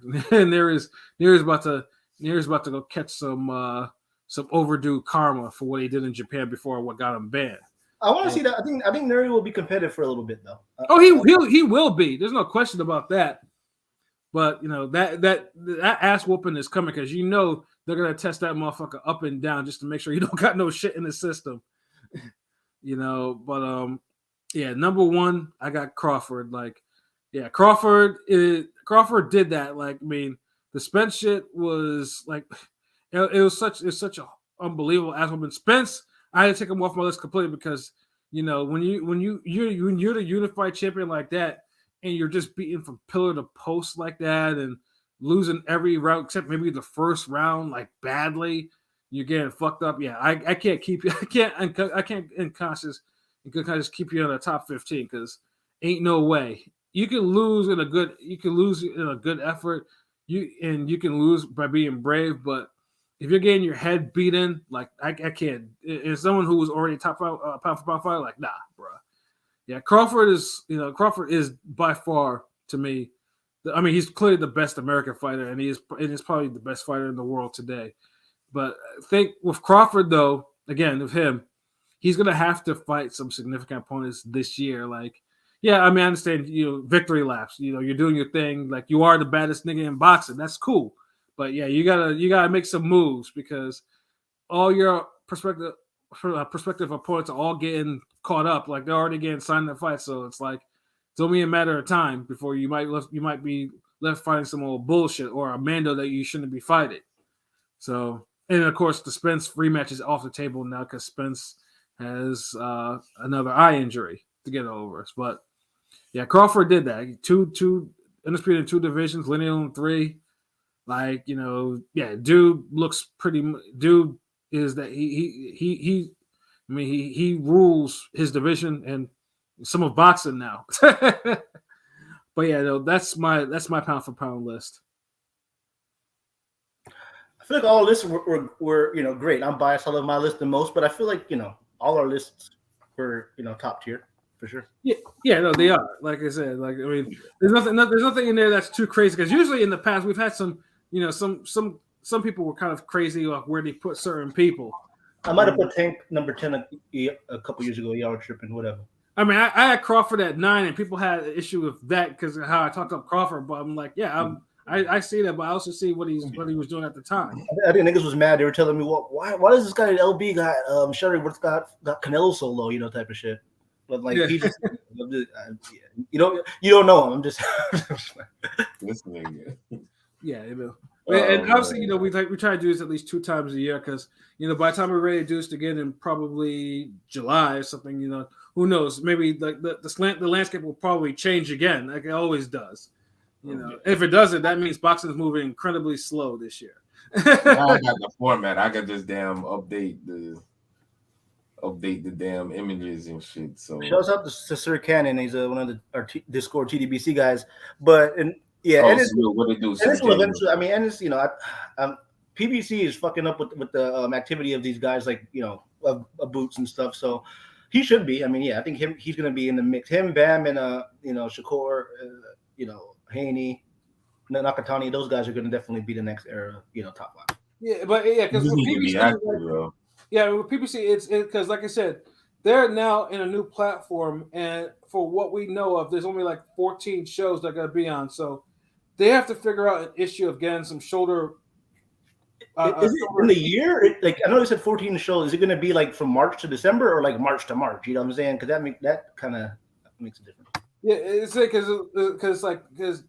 with the roster that they have to be able to do more. And that's why a lot of right now there's only some of their fighters are signing elsewhere or they're signing on independent cards just so they can get a fight because the Amazon only allows so many dates. And that's good, and to me that will affect. I mean, obviously, if we're doing pound for pound record, like if they're not fighting like once a year, they're not fighting something significant. Then what are you gonna do? Like you can't. Like Boots may have pound for pound ability, but he's not. He hasn't fought anyone at that level to put him on a pound for pound ranking. Like he has it, but I mean, he got gifted a title, but it's just like he has to kind of do more. Yeah, because like compare him to like David Benavidez and what he's doing in his division. Right. And some like Canelo fans tried, he hasn't done anything, he hasn't deserved this fight. This is his best year. Dude was a 2-division champ before 24, 25 years old, and he's gotten better, every time we see him. Like, just give him the fight. Unless your man doesn't want to fight the big ass dude that's fast and strong, I don't. It's still a competitive fight, but yeah, I don't. Yeah. Disgusting if Canelo don't make that fight. Yeah, and we feel for Boots too, but like I said, it's more or less of his situation over there. It's just like more not just his opponent level. It's just like his situation. Like they need to iron some shit out too in terms of how he's gonna fight and who's airing it and stuff like that. Because that's still he had to wait for Spence to either move up or lose to be the welterweight. Even though he's not necessarily because I know Cameron Duncan was his who passed away was his manager because technically Boots was at Showtime and not with PBC. So I don't know. Like I know ESPN and Matchroom were trying to I hate to say it, but I think he should go to. I mean, even though 147 still is PBC land, Eddie would give him at least a fight. You know what I'm saying? Like at least a couple fights a year. The fuck? No, Eddie is trying to sign him. He's trying to. These niggas gotta have plans though, man. Like they just can't be running. He'd make Ennis feel like a big deal because Ennis didn't have a commercial. I think that when the Phillies went to the World Series, there was a commercial for Ennis, but I mean, it wasn't promoted. It wasn't, what I'm saying? Like Eddie would at least, because Eddie has done a good job now in America. I feel like, with the American, with the black. I mean, Haney. I know Haney moved and left and everything, but with Haney, I mean, Haney kind of did that more than anything. But the homecoming, Haney fighting Cambosis. But I'm saying the homecoming, selling out the Warrior Stadium, arena, like I mean, again, I hated it when he. Yeah. I mean, Pro Gray and his people helped with that. He fucked up with Andre and a few others, obviously. But I just know, like, at least because I feel like Boots ain't gonna fight. He had 3 fights a year no more. He's gonna fight. He should be fighting 2, but with PBC, he might only fight once, and that's just bullshit. I don't know. Yeah. Oh my gosh. Yeah. Yeah, so that's the thing. So I mean, it's either because that type of inactivity will either kill a career or cause a lot of short title rides. So it's like, you guys, that's a whole situation. That has to kind of clear itself up, unless, like I said, Boots decides to sign away from show because he was trying to he was signed to Showtime. So I'm pretty sure he's a free agent right now because there's no more Showtime boxing. So it's like it's like, yeah, eventually, you know, if he might pull like Matias and like, okay, yeah, we're gonna go this, and I'll sign maybe one fight deal with Matchroom or some shit like that, or go to Top Rank. But I feel like if he goes to Matchroom, I feel like that might sever his relationship because 147, 154 has you know all the PBC guys, you know, so it's like if he goes to Matchroom doesn't really have a welter, you know, he's gonna fight. We're not gonna get the matchups with Boots, but at least he's fighting. I feel like who do you gonna fight? Like, you know, who do you fight at 147 that Eddie, you know, can make for him? His profile isn't gonna raise at the zone. Like, you need to just go to PBC and see if he could get a Crowley fight or a Barrios or something. But I almost said no to get a fight first. I mean, Stanionis off a 2-year layoff. Like, they need to make that fight when Bud needs to drop the belts and let Ennis run 147 for a little bit. I mean, Ennis already has one. Bud just need to fight the nigga. Shit. Because I mean, he could beat Crowley. I mean, he could beat Crowley, Stanionis. He'd have 3 belts. I don't think he's gonna be undisputed because that one belt's gonna be on WBO, you know, on ESPN. So, but he could easily get because Barrios is interim. He could beat, you know, Barrios for the WBC vacant belt or whatever, and Stanionis is the WBA. So, you know, he'd have 3 belts. So I think he should stay with PBC. But is he gonna be able to get that before he turns 29 years old? You know what I mean? Yeah, I mean, like I said, I mean, his situation. I mean, it's not like I said. The things that are in his control, it would really affect his career going forward. You know, and for Boots is going to have to probably think very carefully about his next steps. It depends. Does he want to be inactive, or does he want to really defend his belt? And it doesn't matter, or he does one-off deals with Top Rank or Matchroom or Golden Boy or something like that, just so he can keep active. Because, like I said, he's only going to get so many dates on the PBC side of Amazon because we don't know if they're going to have any type of shoulder TV channel, to you know, like they did before for like a FS1 or some shit like that, just so they could actually fight. So, yeah, that's his conundrum. But yeah, I can't justify him really being a pound for pound list because can't do it, cannot do it at all. He'll have his time, yo. He'll have his time. It just I feel like PBC with the amount of people PBC has. They almost need to have like 2 platforms to showcase. They need to have one where it's like all the stars and names, big champions, they're the Amazon niggas. You need like another mid-level platform or something that everybody, the up-and-comers or the guys who got a rebound or the crossroad niggas get the fight. Mm-hmm. And I think that's the only way it's going to work because if not, everybody's career is just going to die or fade into obscurity, signing with all these other different places and fighting on off the wall, nondescript cards and shit. Like, right. So it's something to think about. Like, I feel like the type of money they made, like they should have their own DAZN by now. Yeah, they needed a second. They needed like, you know, something fell through because, you know, there was Netflix or, you know, I mean, they needed a second network where they could have guys, you know, have like, you know, Brandon Lee, Gary Russell, those guys headlining, you know, shows. You know what I mean? Like, I feel like that's where them having their own very own platform would have been perfect. Mm-hmm. Like they made the type of money, they've seen what mistakes have been made. Like they really need to be their own type of DAZN by now. Yeah, no, absolutely. They should have their own app. Like, and remember, just it doesn't have to be like DAZN where you're doing all types of sports. Just focus on boxing, Premier Champions, and then just have only shoulder content and fights. Yeah. Like easily. I don't know why is that so difficult or, you know, to pull off, but like the type of money I don't like to count people money, but fuck it, like, you know, everybody does it now. You know, that's something that should have really been explored like years ago. That they should have been developing this and trying it out and you know, and getting experience with it with lesser names and, you know, so now it's just crazy. But I hope they figure it out because it's too many names. The sport's getting too big. They had the best year of boxing, you know. I mean, they did provide us the best year of boxing, and they have so much talent, but it's just like they're rotting on the bench. You know, it's like NBA where like you got a couple niggas on the bench that could be stars, and you know, you're leaving them on the bench. Stupid. Mm-hmm. That's the thing. All your biggest names, all can't fight in the same year. That's the level they're at right now. Remember, there's niggas who ain't fight last year who probably gonna end up fighting this year. I mean, Matthias, Matthias going to a matchroom. I don't know if it's a one fight deal or whatever, but they could have a 140 tournament that would have been lit. Like a little they could have had like 6 guys match it up, mix it up, and for the Matthias belt. But stupid. Whatever. Yeah, they got to get creative, got to get the resources. It's just a lot of shit that got to go into it. But Gary Antoine Russell's riding on the line. That's all. Yeah. But before we get up out of there, I know we definitely want to get like one movie review in real quick, and it's a movie that's still in the theaters, but I think it got released on Amazon, The Beekeeper with Jason Statham. And I just happened to catch it last weekend. And I think LB caught it even before me too, because I'm thinking to myself, oh shit, like this was, it's out there. So, but yeah, no, in terms of that movie, that was I'd say it was more story than I would have expected from a Jason Statham movie, but it kind of worked. LB, what do you think was the best thing about that movie? Jason Statham. Word.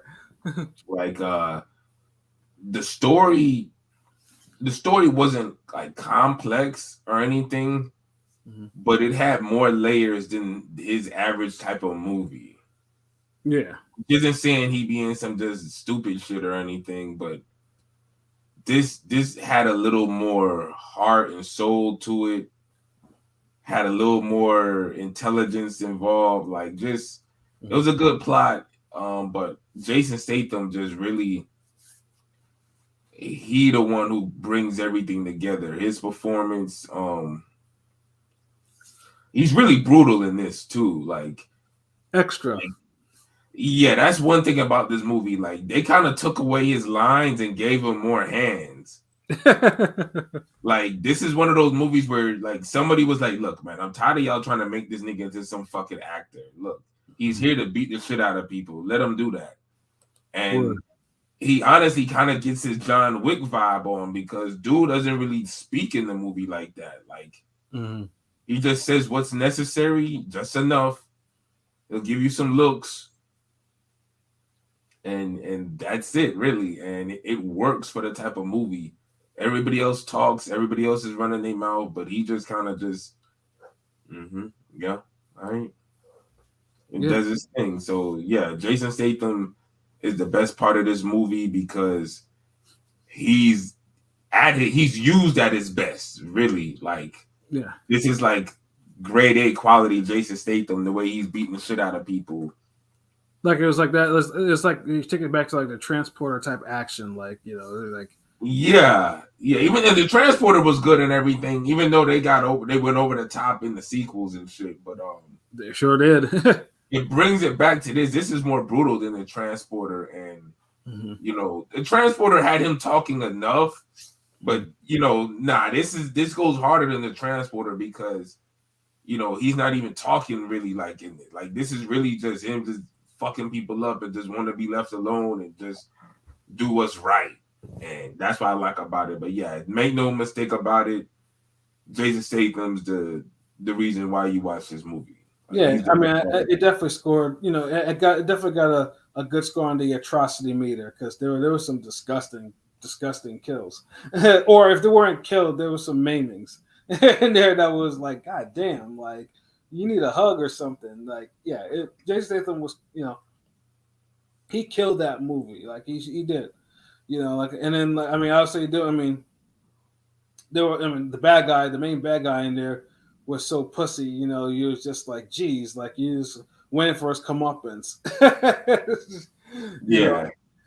The villains in this were good. Like they did a good job of giving you like some bad guys, and the setup was different. Like they really gave you layers with the villains too. Like you didn't have the same wave of villains after villain. Like right, different villains.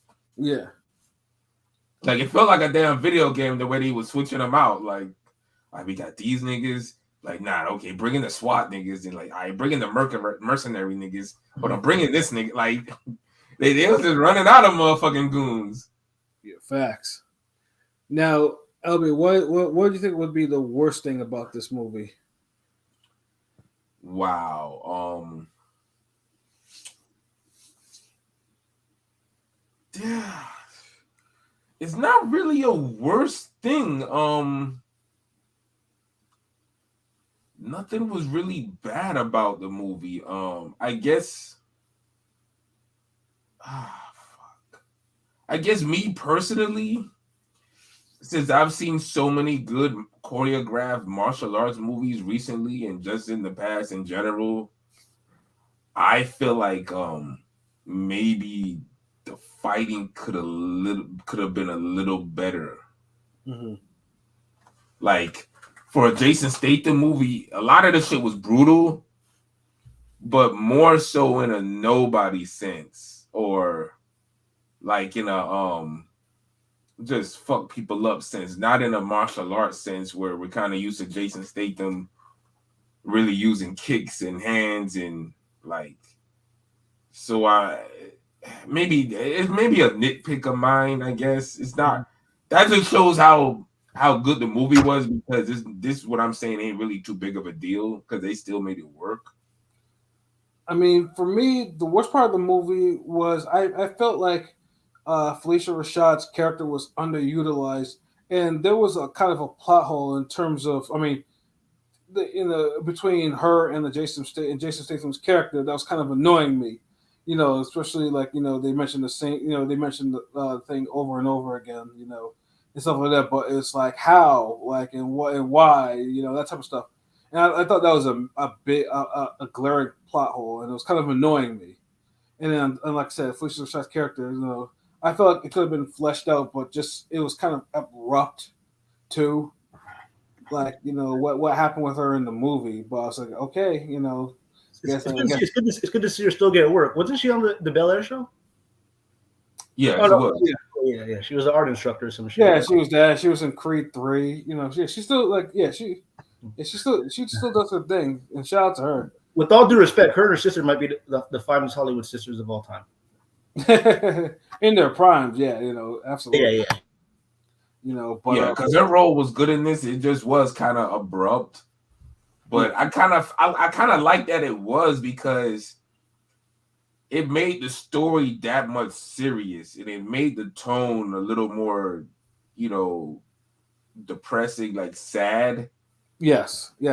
So I kind of like the energy it did. So, you know, that's a little different. But yeah, because usually you get like a big name actress like that, a veteran like her, and you kind of get some more out of them than that. But it was impactful, so I'm not mad at it. But I feel where you're coming from. Word. So in terms, would we recommend this to anybody? Yes, I absolutely would. Yeah, definitely. If you're a Jason Statham fan, it's a must watch. If you're just a fan of action and you need a good ass movie, it's a must watch. So yeah, 1 through 10, I'd probably give it an 8. Yeah, it is 8. It is good. So like without that plot hole that I mentioned before, it would have been like a very strong 9, you know. But I like the whole concept behind it. Like honestly, The Beekeeper, if that actually got a sequel, I would not be surprised, just for the fact that they actually laid out the type of story that it laid out. Yeah, about that's what I liked about it. Like it went deep into the story, but not too deep. Mm-hmm. But you know, and another thing about the movie was good too was the pacing. Yes. The movie never got boring, or it never got into too much dialogue. Like everybody said what they had to say, and then boom, next scene. Like everybody, I mean, yeah, it didn't just run together, but it was paced correctly. Like, and you know, shout out to fucking Jeremy Irons. He killed his role too. Yes, yeah, he did. Like, because you don't see him in too many recent films. So he was a nice surprise in this film, because I was like, oh shit, this nigga's in here. Like, okay, yeah, like this was a fucking good movie. Yeah, watch it. Yeah, like he definitely killed his part. And yeah, like the acting in this is good. Yeah, this is a must watch. This is a good one. Yeah, there's some good action movies lately, nigga. Yeah, like good. If you want to call it a popcorn flick, a good action flick, yeah, that's what The Beekeeper is. Like, yeah, you like I said, you won't be disappointed. Yeah, but yeah, you got to turn your brain off or nothing either. Right. And yeah, you're right though. Yeah, we have been watching some really good action movies lately. I hope it continues too. You know, it's like we do for some horror. Like I'm past due for some like fucked up shit. Like. Absolutely. Oh well, your fucked up shit is more fucked up than usual. Mine is I just like my shit violent. Yours, you like that cerebral violence, fucked up shit, depravity. like you on some other shit, nigga. Like I could only take your type of fucked up, maybe one recommendation out the year, nigga. Yo, honestly, shit, nigga, that exactly because like 2 if it's like if it got a heavy violence or fighting in it, but I think niggas be like, yo, keep them horror movies away from me, nigga. Like, right? You recommend some sick shit. Yeah, you do. But yeah, I think we come to the end of our show for tonight. So we can wrap up with some final thoughts and whatnot before we get up out of here. Pilot, you have any final thoughts? Well, real quick, what did y'all think of Ammo? Did y'all think he looked good? If y'all watched that, yes, he's a smart fighter. Yes. Like he's a smart fighter. I mean, the African dude, he was decent, but I think he's one of our only middleweight American prospects. So he looked good. He was impressive. Yeah, no, Ammo should be closing in on a middleweight title shot. Like he was kind of getting booed because there was a lot of British fans there. He was kind of getting booed a little bit because I can see why, because he was backpedal a little bit, but I could see he was just trying to download information. He's a smart fighter. Hopefully he seems like he's in good spirits because hopefully he stays that way because we need somebody in middleweight. But yeah, But anyways, to my outro. Great show. We finished kind of early, So boxing Thursday. Remember that we got Teofimo versus Jermaine. Keyshawn versus Pedraza. Abdullah Mason, an incredible 135 prospects there. Pretty good card. But you know where to check us out at, ringgameradio.com. Happy Black History Month. Yes, sir. You know what I'm saying? Everybody have a good Valentine's Day. And I don't know. We'll be back, of course. Yeah. Definitely shout out to Pilot, for covering that Conor Ben fight. Because one thing though, from that Conor Ben card, obviously is Conor Ben is definitely depowered because the jobber fights he's getting, they're hard fights for him now. He looked good at the beginning, but when he gets tired, his left is nice. It's kind of weird. Like his right looks so like you can see his right coming. Pause. Like, his right can be so easy telegraphed. Like obviously without the eggs. I mean, his leg, his sweeping left hook, his jab is pretty good. But his power ain't there. Something the eggs ain't cracking. And for some reason now, every fighter in the fucking world from 140 to 154 is calling this nigga out, which is annoying to me now. He's a name. I think he's looking like food in a sense where he's named food. Like and real quick, shouts out to Dobson because Dobson fought like Johnny Rice against that big Italian. He had a nice Philly shell looking for that one shot. If he had power, Ben would have got dropped or maybe stopped. I'm not even lying. No, definitely like Ben. I mean, obviously, we'll see if Ben versus Tank actually becomes a thing. But if not, there are other fighters that he's been kind of going back and forth with that want to put their foot in his ass. There's something just don't seem real about all of this though. Like I don't know why. Like it just seems off. Like it just feels manufactured or something. This whole buzz he's getting. Either that, or people, or fighters really truly don't like him. Like this is like Spence was throwing shots. Like it's just like no one fucks with that. No one fucks with the egg excuse. Like nigga, you roiding, bro, and now you can't stop nobody. Damn. But King P, your final thoughts? Nice little weekend of cards. Well, actually no, because that fucking Ben fight was horrible. I'm sorry. He looked like shit against that guy. What was his name? Fucking Fifi Dobson or whatever the fuck. Archie Dobson back. Yeah, Ben. Yeah, obviously those eggs helped him because the way he's icing dudes and now he can't stop the Mexican The Buatsi fight was better. I enjoyed that. It was a nice little scrap. I missed that. Buatsi, please. Yeah, no, it was cool. I didn't win no money though, but it is what it is. So there we go. That's the reason. He didn't win no money. I ain't win no money, so whatever. I don't give a fuck. But you know what I'm saying? Let's hope that Thursday's card is a good one. So I ain't got really much more to say. You know what it is. Ring Gang Radio all day, every day. You know where to find us at YouTube, Instagram, Facebook, Twitter, ringgangradio.com. We up. 2024 is about to be a great year for us. So tap in. Yes, sir. LB, what about you, bro?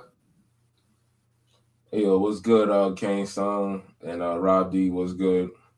Oh, they came late. Like, yeah, like y'all showed up on some late shit, but it's all good though. Y'all can check us out on the replay. It's a good little episode. Feels kind of empty though. Like it wasn't enough real-time boxing and not enough fuckery, not enough music. Like it had every little thing, but just not. Like I don't know, it's weird, but it was a good episode. It just felt different. Maybe on his last break. It's like, fuck it, man. They got me slaving here. These motherfuckers here got clock in, see what's good with Ring Gang. But yeah, I'm oh, you cooking up? Yeah, man, yo, I'm about to I was like seasoning some like chicken wings and some steak for tomorrow and shit, but I'm trying to debate which one I'm gonna cook for lunch or dinner or whatever. But yeah, you say you at home cooking up. Yeah, I feel you. But you eating late, damn, bro. Like, good episode. I can't wait for Thursday because we get some real top level boxing again. It just feel like we've been getting like some bullshit lately, like all these little bullshit cards. And just maybe one interesting fight. You know what I mean? So it's good to see. Meal prepper. Okay, yeah, I feel you. Word. Yeah, the Teofimo fight. Hopefully this ends up being good. Hopefully Ortiz gets the upset. Shake shit up a little bit. Of course. I mean, you know how we do. So yeah, I'm gonna have to see what's good with that. But yeah, so good episode. Looking forward to I think Raising Kanan this weekend. Is it right? The finale? Is it the 10th? Yeah. So yeah, I felt bad for Jukebox. We know it was gonna happen, but damn, I felt bad for Jukebox. Fuck. Yeah, man. Like, yeah, but damn, that show is good, yo. It's real quality. Besides the white heroin addict, that's great acting because his acting was terrible, man. I'm sorry, that hospital scene. Come on. Yeah, I want to just punch him. I'm like, yo, he's gonna be like some executive. He's like, let me try this acting thing because I don't know if he's been in shit, but I don't know. Like, damn, like you was just annoying me. Like I was annoyed like Marvin without a snack in his scenes. Like that motherfucker be eating. Like, but yeah, I don't know. This might be because I don't know when we'll have another episode this week. I gotta see when everybody's available, what they trying to do, because I know y'all be looking forward to the rants and the music and shit. But it's boxing on Thursday, so probably ain't gonna hear from us Thursday. So we'll if y'all following us on everything, we'll let y'all know. We'll have an announcement or we'll see. But just keep following us. We'll let y'all know. Because you know, this Monday right now, anything can happen between now and whatever. And we might be like, all right, fuck it, we gotta do this. We gotta speak on this. So who knows? But one thing I like to say, that commercial with Usyk and Fury is fire.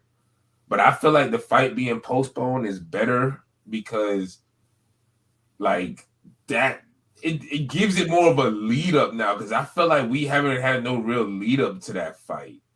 Like y'all trying to really just throw all these commercials and shit like 2 weeks before the fight type shit, and it's like it feels just rushed. Like I say I'm indifferent on the heavyweight undisputed fight because I wanted, Joshua. But I mean, when the fight happens, it's a really intriguing fight. I just, it's a real intriguing fight. And I think you kind of need that to happen after Joshua and Ngannou. Mm-hmm. You know what I'm saying? Because so it kind of gives it the finality of it, like the whole, like, okay, this is what we would, and undisputed. This is what we waiting for. Because that's in March, right? That's in March, ain't it? Yeah, like it just feels better that way. Like, because to have Joshua and Ngannou afterwards is almost like, yeah, this is to fight them niggas, but it ain't really between the best niggas. Y'all heard Turkey would say, I'm gonna if it happens again to Fury, I'm taking 10 mil off. Yeah. Something needs to happen. Like, fuck that. Like, but I feel like this happened. Like, it's better. It got postponed right now. Like, it's a better summer fight. It's starting the summer heavyweight. Like, we've had a lot of good significant fights in May for heavyweight. So it just works better. More poster, more and more hype up. Then you're gonna be coming off another heavyweight fight in March. So yeah, like it kind of just works out better. But yeah, it gotta happen in May. No more fucking postponing this shit. Like, right. Because this way you can still have them fight the winner in the fall, unless they got a rematch clause or some shit. Right. But yeah, it's all good. But yeah, we'll be posting more shit soon. Just keep following us up, man. You already know what it is. RainGameRadio.com. In the building, the best podcast, the best group of niggas discussing fucking anything at this point in the whole world. So yeah. Facts. But yeah, no, I don't have nothing more to really add on other than, like I said, we have the website and we have our YouTube. All you need to do is listen, like, comment, subscribe, and tell your friends so we can all be friends. And then because we do this shit for y'all, and just keep liking it, keep subscribing. Drive our numbers up, and of course, you see that scrolling banner. That shit still work. It's still there if you want to feel a little generous or whatever. Because, like I said, we do this shit for y'all. And check out the Ring Radio website with the updated. I posted the tweet. Yeah, that was fired by LB. So check us out. Fuck with us, man. Yeah, the graphics. Yeah, nobody does it better, man. I don't care. Yeah, absolutely. Everybody's picture has represents how they be looking. King P look like he want to argue with you. He just sitting in the car like, yeah, nigga, say something. Say something fucking stupid. Fucking Pilot look like he's damn overrun, stressed because he ain't make the Twitter poll fast enough or something. He's like here, nigga, here's the fucking list. Fucking Pat up there thinking he fucking Billy D reincarnation or some shit. Yes, sir. And then I'm just getting yeah, more boxing. Yeah, I'm discussing a list of niggas who probably only gonna fight once or twice this year. So here, yeah, because my default facial expression be sadness for some reason. But yeah, so that shit just perfect. So yeah, just keep fucking with us. Oh yeah, appreciate the flame emojis, nigga, because we on fire. Yes, sir. Put them the Manny Fresh drums, nigga. We good. Yeah, Robbie, make sure you listen to this replay once you're done meal prepping and shit. Same thing with you, King Son. But yeah, get ready to get up out of here. So yeah, for myself, Pat Scorpio, the New England representative. For LB Shuttleworth, the God, the GOAT artist. For King P, Bodega P, and for Conscious Pilot. This has been another wonderful episode of Real Talk, where as always, if shit's real, we talk about it. So until next time, peace. Shouts out to the GOAT, Jay-Z, speaking the real. Man.